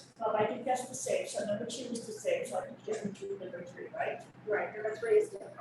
Okay. Yeah, That's I over gave one. you the wrong Yeah. information. I just asked if I could write on these. It's yours, yours, and then you, so, yeah, Alright, number 3, so but I was getting rich, yeah. number 2 is as written for lot 5 and 6. Number 3, lot 6 Elm Street contains 40,377 square feet of land, of which 40,070 square feet is upland and 306 square feet is wetland according to the common driveway plan. The lot is in the residence R2 zoning district. A portion of lot 6 is in the Water Resource Protection District, WRPD, and portions are also in Zone A, as well as the 100-foot buffer to bordering vegetated wetlands. The planning board endorsed a Form A plan creating lots 5 and 6 on March 24, 2022. Number 4, I think that is the same, Well, Lot 6. just lot 6, and there's a little bit of change at the end of the, well, yeah, I'll read that. Portions of lot 6 are in the Water Resource Protection District and Zone A. The zoning bylaw establishes a Water Resource Protection District, quote, to include areas significant to the town's drinking water supply source, which requires zoning protection, unquote. The Water Resource Protection District requires, quote, all runoff from impervious surfaces to be recharged on the site, diverted toward areas covered with vegetation from site infiltration to the extent possible, or is otherwise directed from the Scituate DPW and the Scituate Conservation Commission, unquote. 1 inch of roof runoff is recharged for the entire roof. A pervious paver patio is proposed for lot 6 for the pool area. The first inch of runoff is recharged on lot 6 for all impervious areas in Zone A and WRPD according to DEP requirements. The proposed stormwater management practices do not discharge into the Zone A or WRPD. 5. The zoning bylaw prohibits rendering impervious any lot / parcel more than 15% or 2,500 square feet, whichever is greater, unless a system of artificial recharge is provided that will not result in degradation of water quality. This is further restricted in the Zone A to no more than 20% with artificial recharge. Lot 6 shows greater than 15% impervious below 20% impervious lot area. However, the engineer indicates the water quality will not be degraded as evidenced in a signed and stamped certification by engineer Gregory J. Morse, professional engineer, dated June 16, 2022. 6, under the Stormwater Bylaws, section 32050 of the general bylaws, all development and redevelopment projects that will disturb over 15,000 square feet of land in a residential zoning district, render 25% or more of an undeveloped lot impervious, or increase the impervious area of a developed lot by 25% or more, even if it is conducted over separate phases and or by separate owners, requires a stormwater permit. The proposed total impervious area of lot 6 is 7,840 square feet as indicated in the application. There is no existing impervious area on lot 6, thus there is an increase of 100%. The proposed area of disturbance for regrading or clearing is 23,396 square feet according to the application, or approximately 58% of the site for lot 6. Disturbance may be slightly higher according to our peer review engineer. 80% TSS removal has been provided and adequate recharge has been provided for lot 6. Number 7 is 7 is the same, same as written for lot 5. 8 is the same, 8 is the same as yeah, written for lot 5. 9 is the same. 9 is the same as written for lot 5. 10 is the same as written for lot 5. 11 is the same as written for lot 5. 12 is the same as written for lot 5. 13 is the same as written for lot 5. 14 is the same as written for lot 5. 15 is the same as written for lot 5. 16 is the same as written for lot 5. 17 is the same as written for lot 5. 18 is the same as written for lot 5. No, correction. 18 is what, different. Correction, 18, lot width for lots served by a common driveway may be measured parallel to the common driveway except in the case of a 50-foot frontage lot. The lot width of lot 6 is specified as 184.6 feet and is not measured parallel to the common driveway. Lot 6 is a 50-foot frontage lot. The common driveway meets the requirements, of section 720.7L. And 19, based on these findings and information submitted by the applicant and reviewed by the board, the common driveway meets the requirements of section 720 of the Scituate zoning bylaw. Second. Discussion? No. Roll call vote, please. Ms. Lampert, Yes. Ms. Burbine, Yes. Mr. Pritchard, Yes. Mr. McLean, Yes. Mr. Bornstein, Yes. unanimous, all in favor, thank you.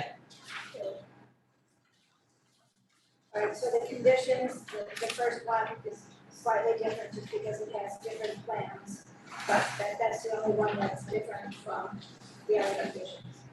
All right, We accept the conditions as written. Second. All in favor? Ms. Lampert, Yes. Mr. Pritchard, Yes. Mr. McLean, Yes. Ms. Burbine, Yes. Mr. Bornstein, Yes. thank you, unanimous, all in favor. We don't have to close any public hearing or it's not a public hearing. Alright, thank you. Thank you very much. Thank you. Onerous. It's a what? You got it. See what our top player does, and she writes all of these decisions for us. Thank you. So now we have a public hearing for stormwater permit at 20 Man Hill Road.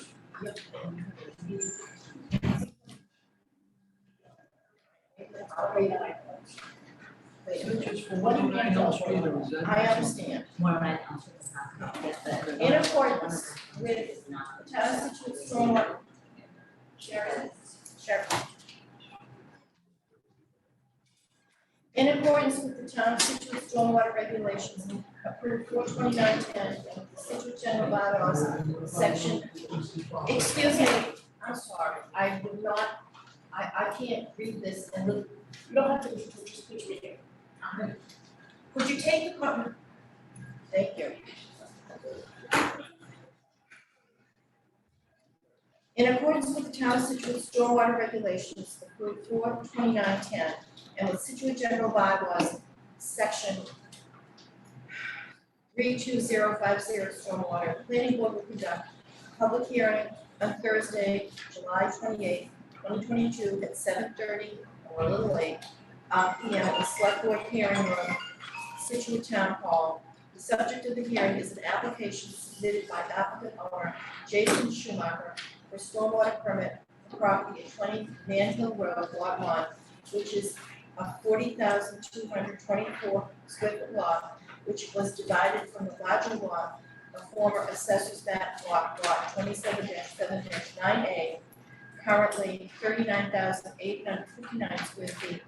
A regraded clearing is proposed for lot 1 only. The property is shown on assessor's maps as parcel 27-7-9C, over 40,000 square feet of disturbance is planned when the two other lots are developed, 27-7-9A and 27-7-9B. Plans are available for review in the planning board office, town hall, Scituate during normal business hours, abutters, et cetera, et cetera. Okay. And we have, Good evening, my name is Paul Bakers with Grady Consulting of Kingston, Massachusetts, on behalf of the applicant, Jason Schumacher, the 3 Kiwanis Path in Scituate. As you had just read, this is for a stormwater permit for a single-family house with a proposed pool, patio, driveway, and on-site septic system at 20 Man Hill Drive. The project also consists of some clearing and some regrading of the lot in order to accommodate the design of the house and the pool. This project has gone through Conservation Commission. We met Monday night. That has been continued on the basis of the issuance of the stormwater permit. There was a peer review conducted by the Conservation Commission. There was also a peer review conducted by the Planning Board. We're generally accepting of the peer review comments. We were not able to submit them the 1 week prior, as we did not receive them soon enough to complete the work. One peer review comment that we are interested in the Planning Board's decision was a recommendation to perform additional test pits at stormwater locations. I apologize. For the stormwater portion, the impervious areas, the roof, the patio, the pool will be directed towards dry wells. The driveway is designed to have a trench underneath the driveway to treat the stormwater prior to discharge. And as I said, one of the peer review comments was to conduct additional test holes at the locations of the dry wells in the trench. We have approximately 6 test holes conducted throughout the site, kind of surrounding the location of the proposed stormwater treatment. And that way has kind of established a grade of the estimated high groundwater throughout the site, and that's how we designed the site. We're curious as to the board's input as to whether or not the additional test holes would be required as recommended by the board. Where does he recommend? At the location of the stormwater devices. That's a standard Yeah, peer we review need comment to know that the ground all of our peer review engineers make that same comment so that you have the information to be able to determine if the system works or doesn't work. I'll open it up to any comments. Kevin? I would recommend that the board ask for the additional soil testing as you do on all the other projects. And they do need to submit a second set of plans after they fully address the peer review comments. Mr. Schumacher, I listened to Chicago on the other night. Is this a design that we previously saw? I'm Mr. Vegas. I'm sorry. No, there was a previous design that was associated with the 3 lots. And this particular lot had a shared driveway with the middle lot. That is no longer the case. The middle lot is still wooded, to my knowledge, it's still for sale. There's no design plan in place for that middle lot. So this is a standalone, single-family lot just on this lot with its own driveway. You do have to consult an engineer on this, okay? You want to hear from Peter? Peter, you should be, there you go. Good evening, Peter Pelmary with Merrill Engineers and Land Surveyors. I concur. I think that it's important test holes be performed at the specific location of the BMPs. Soil testing can change in a matter of 10 feet. While I think the soil testing that's been performed gives a general overview of the soil conditions, due to the fact they can change, my position is that they always should be done at the exact location of the proposed stormwater systems. So I personally think they should be done. During the design portion, so that the board can see the results and that it's not done during construction. Because once you get to construction, the overview and the ability to review the design is minimal. So I think they should be done prior to closing the public hearing. Thank you, thank you. Anything else, Peter? Well, as far as the other items, we had recommended that the Hydrocad calculations be redone. As it stands now, they take into consideration both the stormwater system, the proposed stormwater system for 20 Man Hill Road, but they take into consideration the system on number 16 Man Hill Road as part of the kind of analysis. I think the lot should be looked at on its own. The calculations were somewhat confusing. The schematic of the Hydrocad flow did not jive with the calculations that were presented in the report, so we recommended that be done. We also recommended that a separate erosion control plan be provided in the plan set, as was similar to that was done on 16 Man Hill Road. The majority of this lot is being filled and it's surrounded by abutters. And again, the work is going right up to the property line. So I think it's important that that be done as well. I think that covers the major comments. If you just bear with me for a second.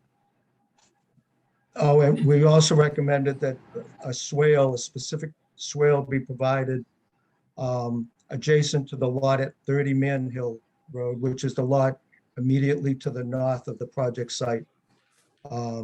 We also had some minor comments as far as plan content, and I'm sure that they can be addressed. So you were saying swale along the property line, like at the toe of the? Yeah, basically to make sure that there's filling proposed right up against the property line. The swale would make sure that any runoff coming down that slope doesn't go onto the abutting property. So they would basically direct it down to the design point, which is adjacent to the wetlands. Thank you. Ms. Karen. On the erosion control plan, we would like a sequence of construction as well, so that, because it's gonna be important that some of this stuff is done right away, like probably the swale, so that it doesn't, water stays on the site itself. When we were first looking at this, initially, common driveway, et cetera, there was some real concern about a buffer. Real concern. And the way it stands now, this is being cleared and filled right to the lot lines. Am I understanding that correctly? You're understanding that, correct? I have a real problem with that. Because this takes away what we had, I know that they withdrew it and they. But there is a buffer on 16 Man Hill Road, we have an area of undisturbed vegetation. So maybe what you want here is a planting plan for this to show vegetation, because it is clearing. And that was But we not, can't control 16. No, If somebody comes in, they can clear cut 16. No, 16 you already approved, 16 is under construction. that one. But that had to strip, 16 had to strip in the back, that most of that is undisturbed. That's 16's under construction. Right, there's a foundation and, they've started the house. So where's the buffer on 16? How far over does it go? In the back tail, I think the limit of work is right around here for 16, so Okay. this remains undisturbed. No, but they're, Right to the stone wall? Not last I've already seen water on my property. I'm sorry, I'm identify yourself. No, No, just, I live at What's your 33, name, sir? Kurt Avalon. I live at 33 Christopher Lane. Been in Scituate 22 years. This is very different from what was discussed, and even what's happened on the first lot is not what was discussed. And there are significant water flow issues here. One of the things that I don't think has been brought up is, if you know, Christopher Lane is parallel to Man Hill. We have 6 storm drains on Christopher Lane. There are none on Man Hill, which is why this property has always been problematic. The water comes down the road and takes that curve, the least path of resistance, right onto these 3 properties that are being built on. And it's a very complex problem that, you know, we were told they were working on, and now we see the first property clear cut, and we see water, you know, flowing down that we haven't seen. Well, I'll go out there next week where I have a site visit scheduled next week, but Mr. Palmieri has been out there too, and we didn't think that they clear cut the tail. We think the site, the main site itself, yes, was clear cut because that's what they had to do for the plan, but I will go back out there next week, and if they're not doing something in conformance with the approved plans, we'll shut them down. There are 30 feet of trees, 70 feet. Yeah, Peter, just in looking at the stormwater calculate, I know you say you have to redo them, but are they all conforming in terms of volume and velocity? The volume and the rate are less than under the existing condition. They are less. Okay. So, but just a little point here that I think it's somewhat confusing that because there's an existing lot in between the number 16 and number 20, the rear part of that lot in the middle actually is part of 16 Man Hill Road. Right. So Yeah. I think that's the area. Yeah. That's the area that has been left as a buffer. The main part of 16 Man Hill Road is clear cut back to the property line, but there is a grass buffer. It's a dog leg more or less. I think that maybe it could be pointed out on the plan there, but it's a little bit deceiving, but that dog leg, if you will, is part of 16. Yeah. And I think, you know, for me, the other obvious issue is what you guys are raising, that now the property, I'm at 43 feet. This is being built at 53, and then a slope, right, is pouring all that water onto my property. It doesn't make any sense to me. It's not what we discussed at all. And we'll look at it. I mean, but is there, Needs to be done. is there a big enough swale on this part of the property to accommodate the drainage? Here. Yes. And there's. But if I could just add to that, that one of our comments was to add flow arrows and to basically show that that is where the water has to go, is down the swale and not go across or underneath the stone wall. It could be somewhat deceiving, and it's important that these swales or these drainage ditches or whatever you'd like to call them are constructed as shown on the plan. Sometimes they're not, and it just creates issues. There's, It is a similar issue. Versus nature. and there's a couple, when you walk, you'll see it.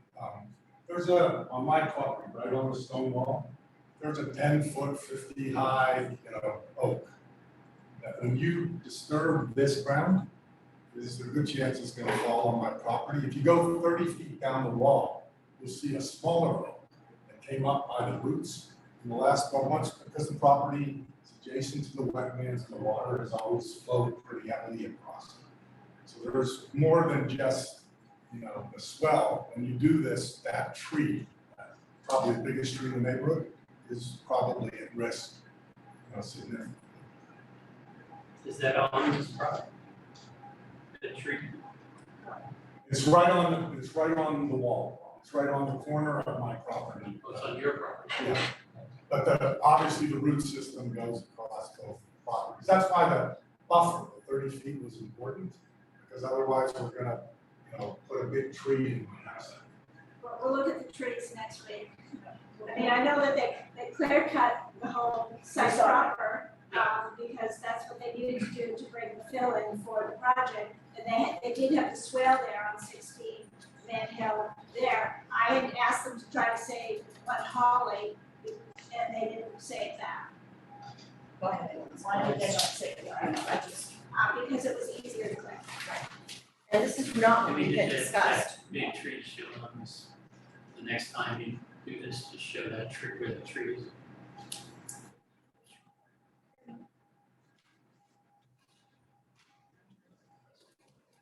this was a perplexing project for a lot of us.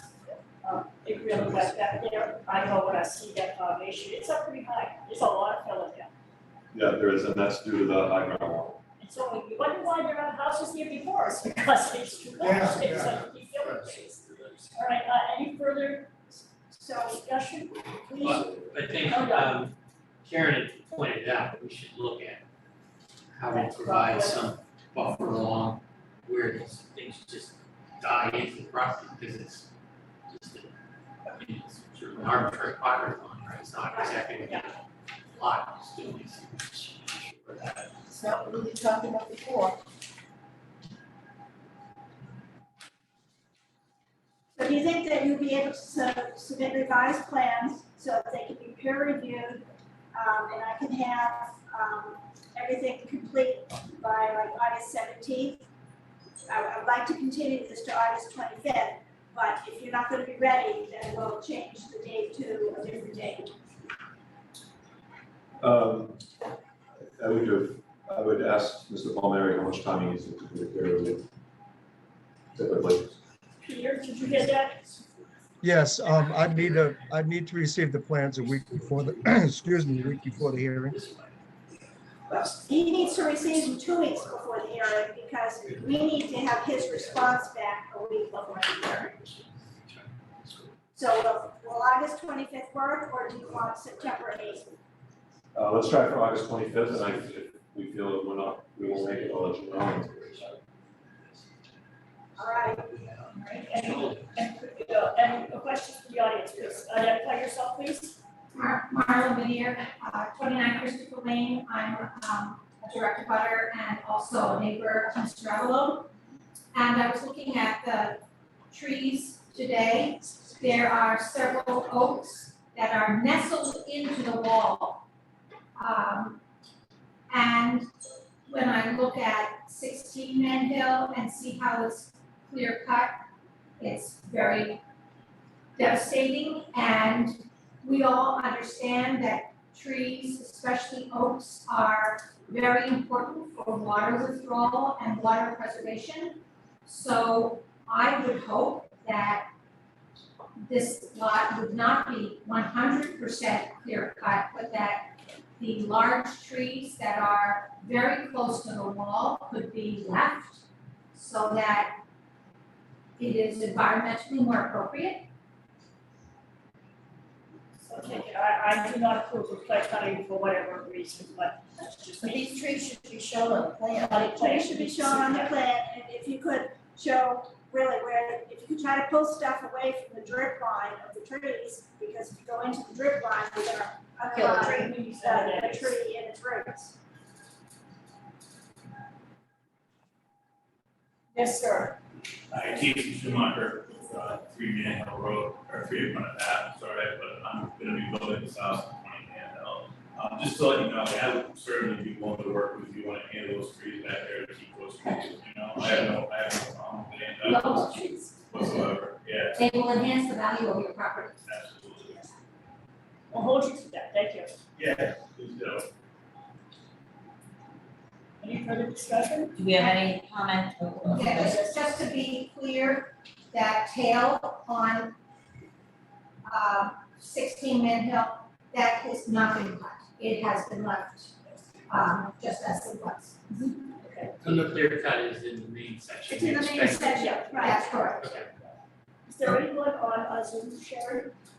We do have some people on Zoom, I don't know if you would like to, comment at this time on the project for 20 Man Hill now, would be the time to do so, Can I please see raise who they your are? hand. Please, thank you. Anyone would like to raise your hand, you're do so at this time. I don't think we have any comments online. Does Ben?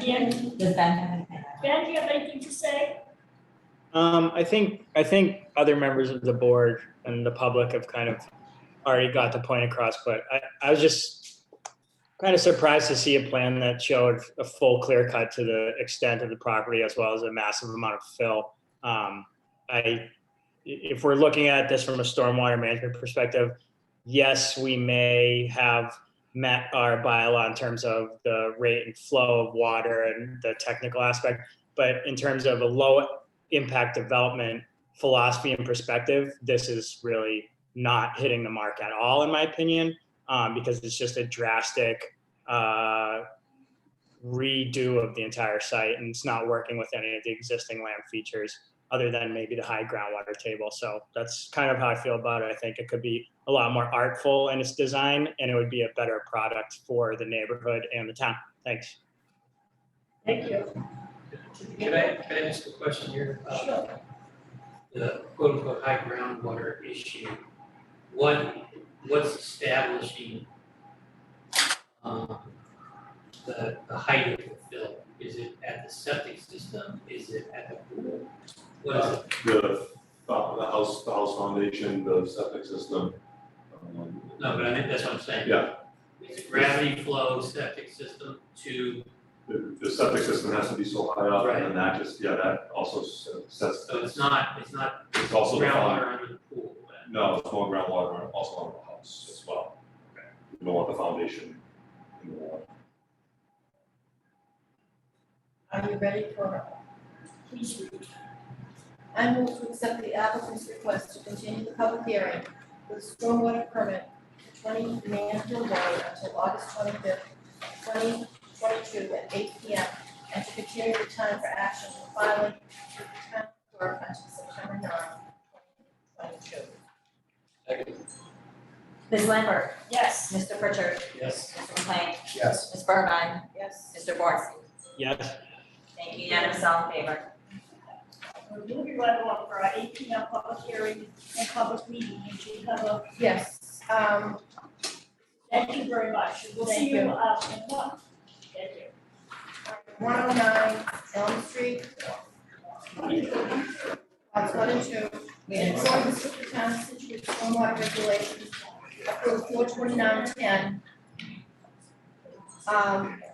And with the Scituate general bylaws, section 32050 stormwater, the planning board will conduct a public hearing on Thursday, July 28th, 2022 at 8 p.m. in the select board hearing room at Scituate Town Hall. The subject of the hearing is an application submitted by applicant owner Mark Richardson for a stormwater permit for property located at 109 Elm Street, lots 1 and 2, assessors map lot 4-2-18.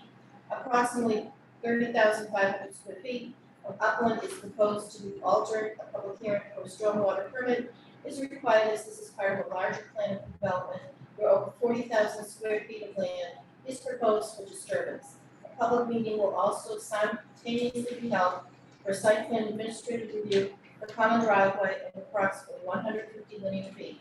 Plans are available for review in the planning board office, town hall, Scituate during normal business hours, et cetera, et cetera. Okay, and we are immediately continuing. We are immediately continuing because we didn't get money for peer review till quite late in the time, so we got the peer review. All right. I move to accept the applicant's request to immediately continue the public hearing for the stormwater permit and site plan review for common driveway for 109 Elm Street, lots 1 and 2 until August 25th, 2022 at 8:30 p.m. and continue the time for action filing with the town clerk until September 9th, 2022. Second. All in favor? Ms. Lambert, Yes. Mr. Pritchard, Yes. Mrs. McLean, Yes. Ms. Burbine, Yes. Mr. Bornstein. Yes. Thank you, unanimous, all in favor. Now move on to 805, catch it up. Form A&R plan 146, 154, Children Road, each of these side bylaws for the land court requires. Good evening.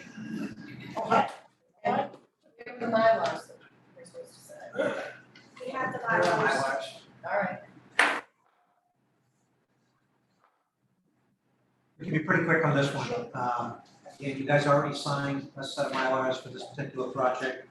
And we brought them in because land court had told us that it was okay to go to Mylar, so we thought everything was all right.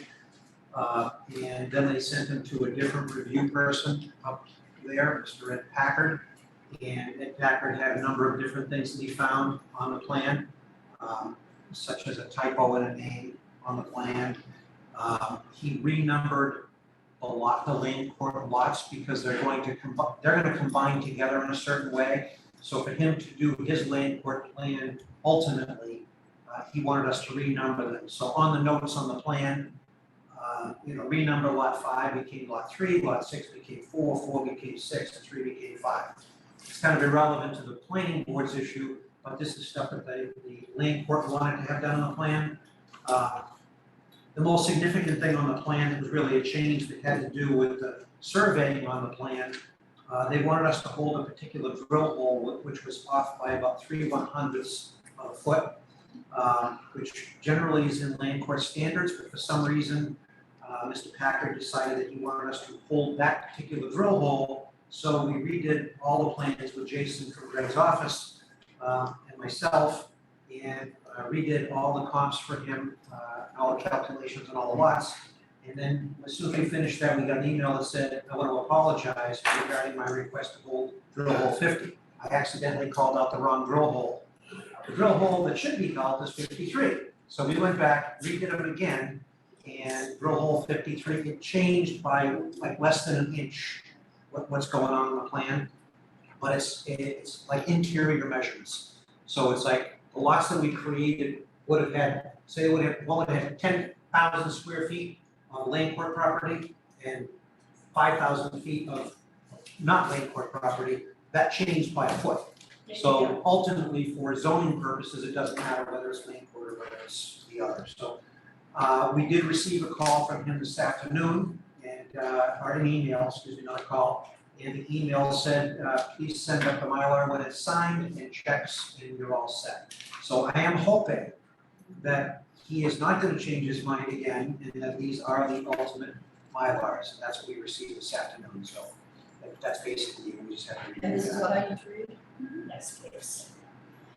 I move to re-endorse as approval not required a plan entitled Plan of Land 0, 146 and 154 Tilton Road, assessors parcels 39-26-30A, 29-26-30, and 39-26-32A. Scituate, Mass. Prepared by Jason Scott, PLS Morse Engineering Company, Inc. For applicants J. Steve Jordan and owners J. Steve Jordan, Neil F. O'Donnell, and Donna Sheedy and Marilyn D'Angelo, John and Richard McCready, and Rudy and Ann Earhart, dated June 3, 2022, with revisions dated July 27, 2022. As the division of land shown on the company plan is not a subdivision, because every lot shown on the plan has frontage of at least the distance presently required under the Scituate zoning bylaw of the public way at Tilton Road, and the planning board stamp added that the planning board endorsement of the plan is not a determination as to the conformance with zoning regulations. Minor changes were made after additional review of the land court. Discussion. Seeing none. Ms. Lambert, Yes. Mr. Pritchard, Yes. Mr. McLean, Yes. Ms. Burbine, Yes. Mr. Bornstein. Yes. Thank you, unanimous, all in favor. Bill Simon. Thank you very much. Sorry for the confusion, but land court is land court. Okay, Still no more. It got really bad at me, I'll tell you, on the phone conversation, but I'll tell you about that later. All right, so we're moving right along to our 8:10 PM discussion. Mr. Morse is going to stay with us, Mr. Donald Terrace from the utility code. Thank you.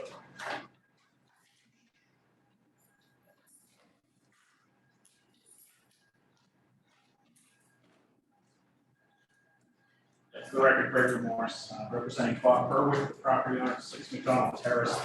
Bob was hoping to be here tonight, but it doesn't look like he's out of his other commitment at this point. So what puts us in front of you is One of the conditions of the approval of this project required that underground utilities be installed. This is the new 5-unit residential building at the end of McDonald Terrace. We had proposed, and what was ultimately approved on the plan was an overhead service. The electric tier is on the opposite side of the street, so we had an overhead wire coming to the front corner of the building on the approved plans. But one of the conditions in your approval said that the electric service was to be underground. Bob has reached out to National Grid. National Grid has said that they would place a pole immediately in front of the building, and we could go underground from that pole to the corner of the building. I provided an 8.5 by 11 sketch. If you've been out to the site, I think we would all surmise that it makes more sense just to go overhead to the corner of the building rather than placing the pole and then go underground for, it's approximately 15 feet from that pole location to the corner of the building. But he's ready to move forward either way. He's trying to comply with the condition, and this is what National Grid came up with. And you've waited a long time for National Grid to do it. So we've been told. Yes, I know. So the preference is to keep the overhead wire from across the street. Correct. Direct to the building. Yeah, there's a pole directly across the street already. It had overhead to the house that was there, and we had just showed it on the approved plans as overhead to the corner already. It lays out nicely. So this is a status issue. No, I have a functional question. It's- Okay. Is that pole staying on the future project that you just submitted? Yes, it is. Okay, so that pole is staying. Is it going to be used on the future project that you submitted, or? I can't remember if we have a connection to it, but where it would be on that side of the, All right, Project, I'm it would be just underground over there. asking if that pole is going to stay. Okay. yeah, it's staying. I don't have a problem with this. I really don't. Ben? I think Karen might have just been asking about it, but my only thing would be if the new pole would solely serve this development, then I'm fine keeping it all overhead and not putting the new pole. However, should the new pole be a benefit to other subsurface utilities or other things that might happen on that side of the road, I think that it might be worthwhile for everyone to go that route. So I don't know.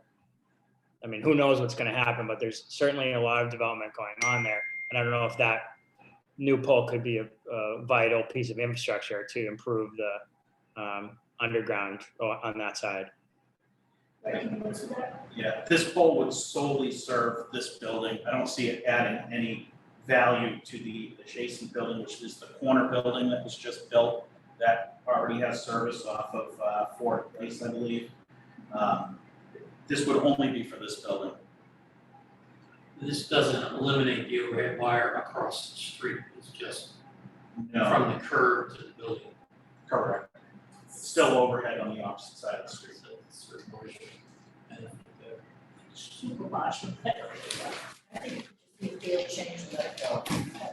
And this field change?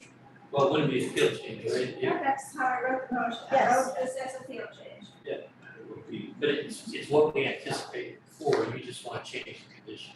correct. It's what's shown on the approved plans, but the condition contradicted the plan. We like to see things like that, we like. I'm okay with that. Rob? So, Gregory Jim wants to speak. Request on behalf of Ron Berwick of RJB Development Corporation to modify the special permit for mixed-use development in the village business overlay district of 6 Redone Terrace as a minor field change to include 1, the proposed electric service to the building can remain as already requires, as shown on the original plans with the electric pole on the southeast side of Redone Terrace. Take out the or. Take out the or, the proposed electric service to the new building. No, take out that. Oh, that whole section. So just read number. I did that, and all conditions for number 2 of the original special permit are to remain intact. Second. Ms. Lambert, oh, sorry. No discussion. Ms. Lambert, Yes. Mr. Pritchard. Yep. Mr. McLean, Yes. Ms. Burbine, Yes. Mr. Bornstein. Thank you. Thank you, unanimous, all in favor. Thank you very much. Thank you. We have enough taking it very slowly. Now we have all business, news business, correspondence, and consumer product update. So our first order of business is our meeting schedule for 2022. Thank you, Mr. Boss. See you soon. So November and December. November, we have the first meeting is a normal second Thursday. With Thanksgiving, the fourth Thursday, we can either have a second meeting on the 17th, which is the Thursday before, or the 22nd, the Tuesday before. I didn't know if people were traveling. That meeting is projected to be a zoning workshop meeting. So it's where, if the board wants to do a Thursday, it would be the 17th, or the 22nd, if you want to go for the Tuesday before Thanksgiving. Oh, I'm sorry, the first one in November is what? 10th. I'm fine with whatever you want to do. I'm here for both days. Ben, do you have a preference? Are you traveling? It's always a possibility, so, I mean, I'm fine with doing it the Thursday on the 17th. I would say 17th. 17? Okay, so we'll go the 17th. Okay. In December, I'm proposing 2 meetings as well. December 8th is the second Thursday, a normal meeting, and then December 22nd. As Christmas is on Sunday this year, it's Thursday the 22nd. Is that all right with everybody? That would be your continued public hearing for zoning articles, because for the Springtown meeting, we have to have final wording by 1:10. So what would the alternative? What's the alternative? 20th? I didn't come up with an alternative date on that one. I mean, if you want to do it the week before, so that you have 2 meetings 2 weeks in a row, that would be a possibility. I mean, we have to find a room. Both of these will not be at, if you go for that way, then both of these will not be at town hall.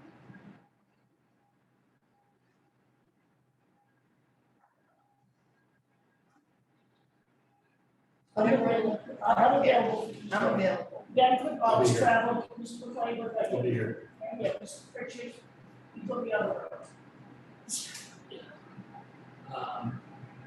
We can try it. Which one? 1 second. Okay. Maybe I'll make it. Okay, well, as long as that's happening. Maybe if we get closer, We'll know better. Okay. if All right, we can ask you, we get closer and things are a little more firmed up. we can Let's ask just you, revisit. then we Yeah. can ask you later on. I mean, well, I'll get to it in the town planner report, but we have a bunch of special permits coming up. Okay. So could we just put a placeholder on the 15th just in case? We can try to find a room for the. Yeah, that's just as a contingency plan.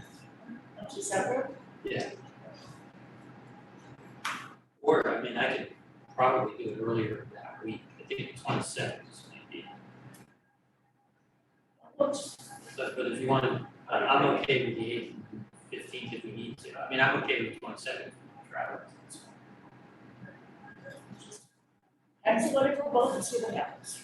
Okay, That's just future zoning. so based on the discussion last time, we're gonna talk about common driveways in the next meeting. And we're gonna put common driveways, we're gonna work on that for the spring town meeting. Is there anything else the board wants to work on for spring town meeting? I don't think we're gonna have We don't have time. I know we don't have time, but I'm asking the question. Yeah. Do you wanna work on something else? It's a really short time frame. It's too short.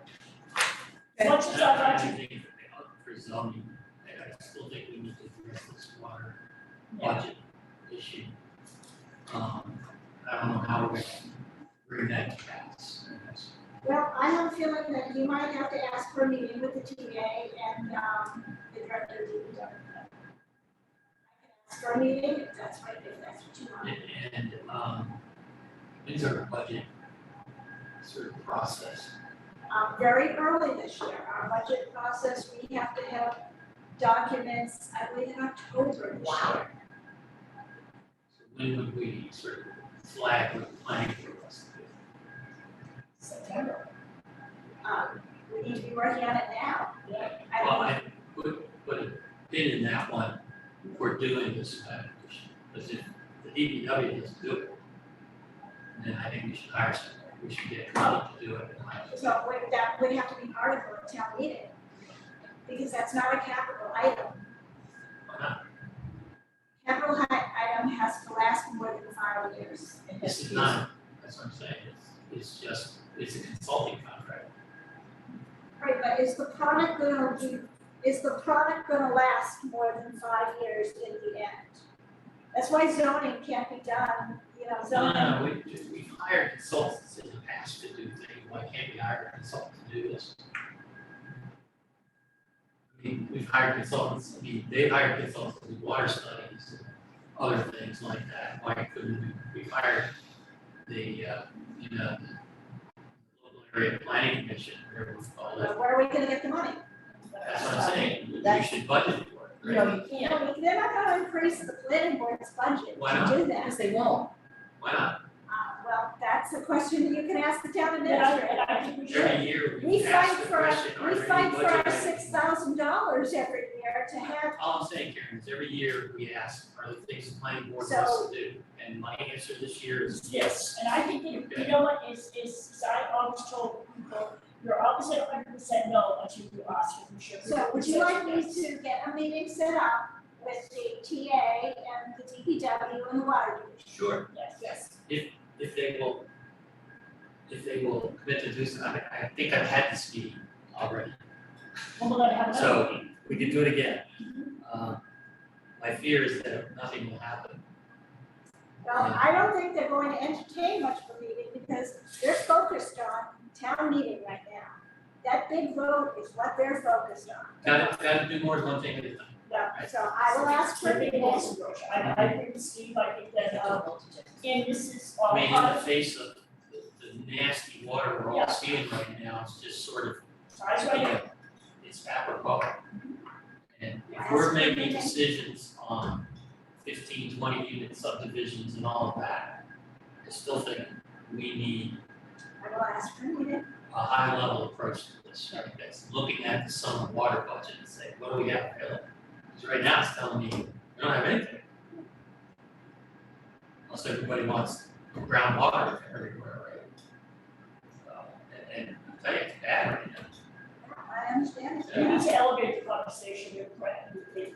Yeah, I think it's just all about, we're supposed to be making long-term decisions. We should have the tools available to make those decisions. And I think the water department is the one who should do this analysis and keep it current, right? But if they're not able to, if they're not interested in doing it, it still doesn't mean that we don't need it as a planning tool. Maybe they need that explained to them, that's what I'm gonna say. Well, I I mean, think I said that I know right. what you're saying, Kevin. I'll ask for a meeting, that's all I can do. We are requiring on the big projects, water and sewer studies with the scope that we agreed upon last Well, the last scope I year. sent you is what I want the next one to say. Yeah. Well, but I've already sent these scopes out Yeah. to the engineer. So, I mean, if you want a different, we can talk about it, but I've already sent the scope that was previously agreed upon. But I haven't changed my opinion on this in 2 years. Okay, We still need somebody to do the capacity analysis and the availability analysis for the town so we can make informed decisions about these big projects.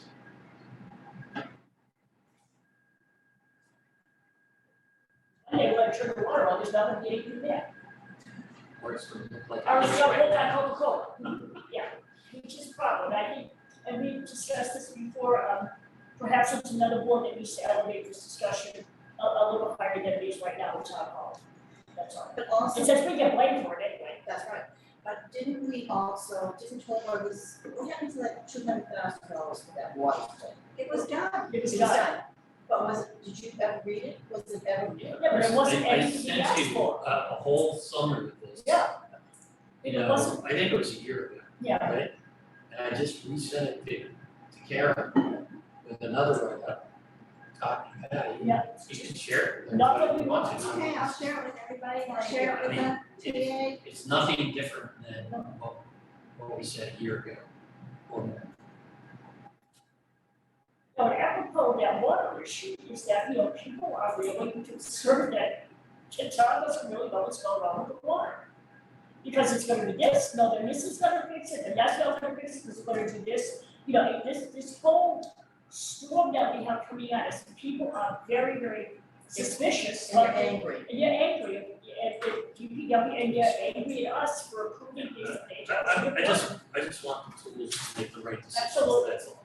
Okay. That's not too as much simple to as ask. that. Not too much to ask, And I think it feels to me like that analysis should be the purview of the water department. But if they're not able to do it, I'll just say, let's hire somebody else to do it. It's not it's also not a one-time thing. Once you create it, then you want to maintain it. Update it. So that's your 5 years, it's gonna hold up for 5 years, that's gonna hold up for more than 5 years, hopefully. It's created in the right way. Any just to approve? I move to approve the meeting minutes for June 23rd, 2022, and the minutes for July 9th, 2022. Second. All in favor? Ms. Senator, Yes. Mr. Pritchard, Yes. Mr. McLean, Yes. Mr. Irvine, Yes. Mr. Thornstein. Yes. And Ms. Sullivan. I move to approve the requisition of $3,700 to Horsley Witten Group peer review of 93 Elm Street, lots 5 and 6, $2,825 to Horsley Witten Group for peer review of 14 to 16 Old Country Way, $2,300 to Horsley Witten Group for peer review of 46 College Street, $2,831.50 to Horsley Witten Group for peer review of Seaside at Scituate, for $210 to Chesapeake Consulting for peer review of 533 Hunter Way, for $278.20 to Gatehouse Media for legal ads for 115 Grove Street and 803 First Parish Road, for $1,350 to Merrill Group for peer review of 5 Coldbrook Circle. Second. Ms. Senator, Yes. Mr. Pritchard, Yes. Mr. McLean, Yes. Ms. Irvine, Yes. Mr. Thornstein. Yes. Unanimous, thank you all in favor, unanimous. Do we have any liaison reports? No. Nothing, Karen? We got 2 new day developments in, we've got 61 reverse letters submitted, and we got 7 McDonald Terrace, 33. It was submitted last week, waiting on proposals for peer review before they get sent out. Proposing to have public hearing for them September 22nd.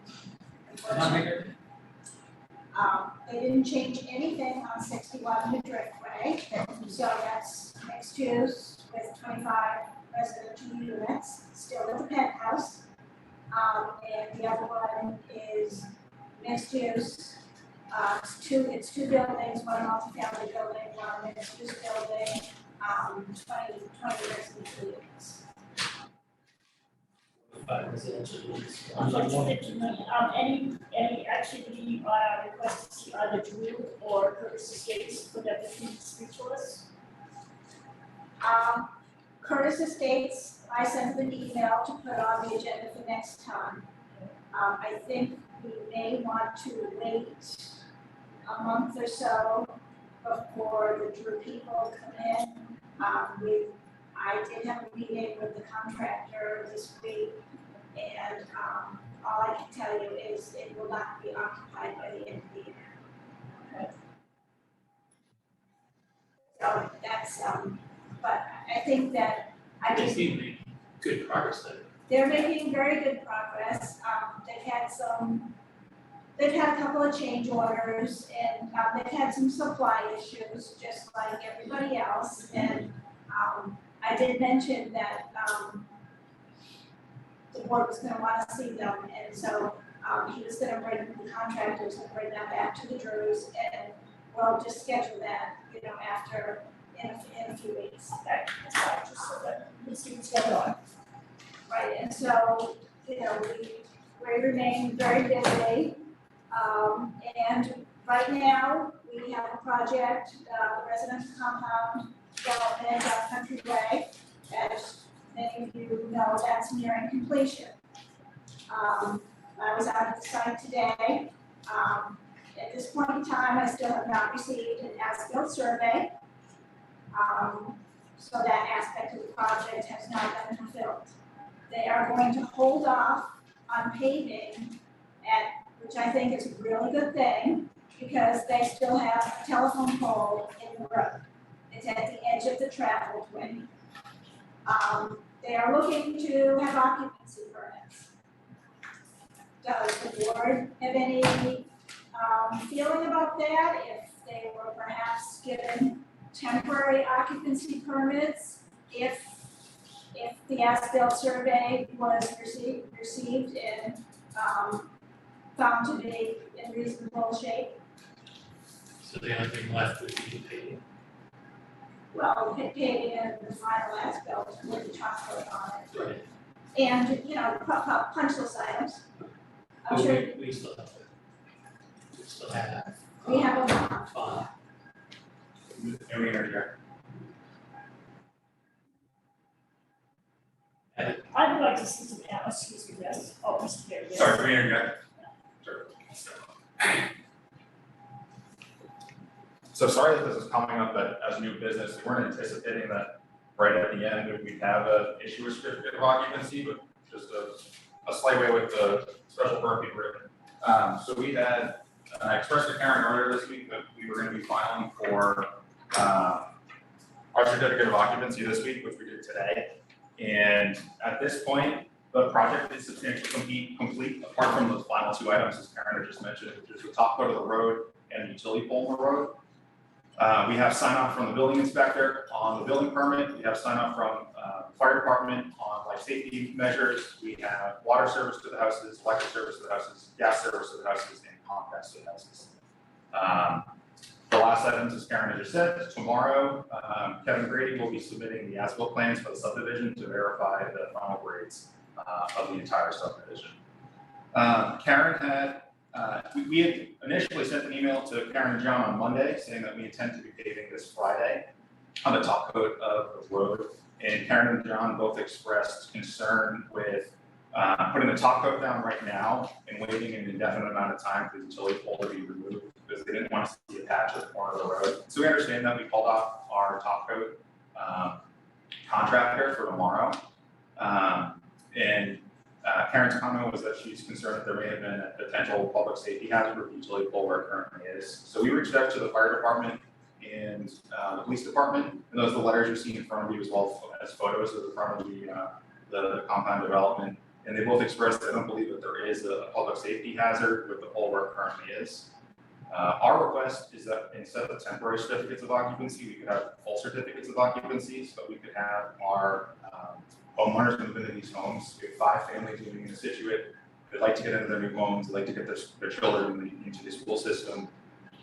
The project has a surety in place, and the work will be completed.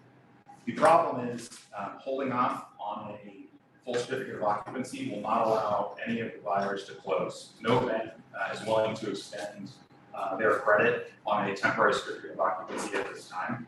So unfortunately, it is an indefinite amount of time before that utility pole will be relocated. This is something we've been at for 18 months. As you guys said with the last agenda item, working with the utilities can take forever. On November 10th of last year, the petition was approved by the town to relocate the pole. We are still waiting for Verizon to relocate those services. Their conduit went in, but they've not completed their splice to move it off the pole. There is additionally a town fiber line that has to be relocated as well, that was just brought to our attention. Verizon originally claimed all the lines were theirs, and got out there and inspected it, they informed us it's not theirs. So unfortunately, I can't pin an exact date when this utility pole will be moved, and if we hold out on this full certificate of occupancy, these families will not be in their homes. Is it gonna like roll into through the winter next year? Been at it for 18 months. I would like to hope I can get it done in the next 6 weeks. You won't, I have no clue. you won't. No. Everything except the fiber is removed. So you know what? Whether it's Verizon or National Grid, dealing with them is the punch of feathers. Yeah. You can't get anything out of It's it. dealing with the town at the moment. The town is one contractor to remove the fiber line. They have made contact with that contractor, and hopefully it can get done in the next 6 weeks. In Verizon. At Verizon. I don't trust. So, But so the issue yeah, is this Verizon brings us is not in into town, right? in the middle of September, which these people have to move in and they have kids like. Six weeks is frankly optimistic, as we've already established. Yeah, I cannot pinpoint an exact date when I will confidently say Verizon's done, the town fiber line is relocated, National Grid completes their work order, comes back to its own by National Grid and moves the pole. We can then, receive our full certificate of occupancy. That's a problem because no family will be able to move in at any time in the near future. Mr. Mayor, my concern is that, the town clerk does not have the estimates as we requested. And I'm not going to make a decision until she confirms to me that she has the estimates as requested. If she tells me tomorrow that they are here, then she has my vote to say yes, but I have to tell you what I'm going to base that on her telling me that they are here. No, I absolutely, sorry, I apologize, I'm not asking for, for a waiver from the as-bills to be completed. Those will be submitted tomorrow. I'm not asking for you to disregard the contents of the as-built. I'm specifically asking for, so Karen had expressed that the holdup on a full certificate of occupancy would be this utility pole. And I'm asking for that to not hold up our certificate of occupancy. Instead of giving us temporary certificates of occupancy, we'd like to request full certificates of occupancy, knowing that there is a surety in place to ensure that this work does get completed. I cannot give you a date when it will be done. So the current roadway is the course, is the underlay that's the lane. Right, the driveway is the binder, yeah. Yes. Okay. And how long do we think that underlay will last, realistically last, before we should have a top coat? Or even have to come back and cut it up if we do it? I can't give you an exact timeline, but it should last for months or years. We should say It should last a long time. They just might, we'll probably have to put a tack coat on it Exactly. before you put the top coat on. Which is what happens in a lot of our subdivisions. They have to put the tack coat on because, to make sure that the top coat really adheres well to the binder. I would say I would be okay with that, but I think you should have a drop dead date where if the utility hasn't acted, you should just pay. We're willing to pay it now. I get that, and I'm willing to wait to see if the utility enough time, but if, by May of next year, they haven't done anything, pay it. Yeah, you want to see it completed. We're on the same road. I'm not gonna wait forever for that, right? Right there. And then we'll have to patch it and then move, right? That'll have to be part of the deal. Absolutely. But I just don't think we should have some indefinite date for this. Because I do think the weather is gonna attack that, what you've already done and, I don't want it to, now that we've had cases where these things have gone on for years. Yeah. And then, the residents who are living there start to live with, degrading, roadway services. I think that's very fair. I think we should just put an outside date on it, basically. I'd love to see them to kind of get that done, but they haven't finished it by the end of the school year. Is there a time when you do not put down pavement? Is there a time when November first. Around, depending on the weather, it's usually November 15th, November 30th is generally the kind of the drop dead date, they close the plants, the reopen the spring. I'm saying next, in the next spring. And, you know, with those comments, that's the realistic schedule, and that's why we don't wanna have the certificates of occupancy held up. Ben has something to Ben, say. What's that? I thought I heard you. Oh, no, I didn't have, sorry. Sorry, I was saying, so with that knowledge, that's why we don't wanna have temporary certificates of occupancy holding up these sales indefinitely, these things taking their own. Would you also take down the sign that we asked you to? We have to remove it to that, Thank you. and we put street cones around. And I saw the numbers that were there too. We put up the sign that says part. Yeah, I saw the numbers. Karen, I would say subject to your review of everything, it's just, top coat and the as-bills that go with that. We can release final certificates of occupancy with the agreement that there's a drop dead date, right? May 1st or May 15th, whatever, somewhere in there, we ought to get set. Utility chief Fisher company here.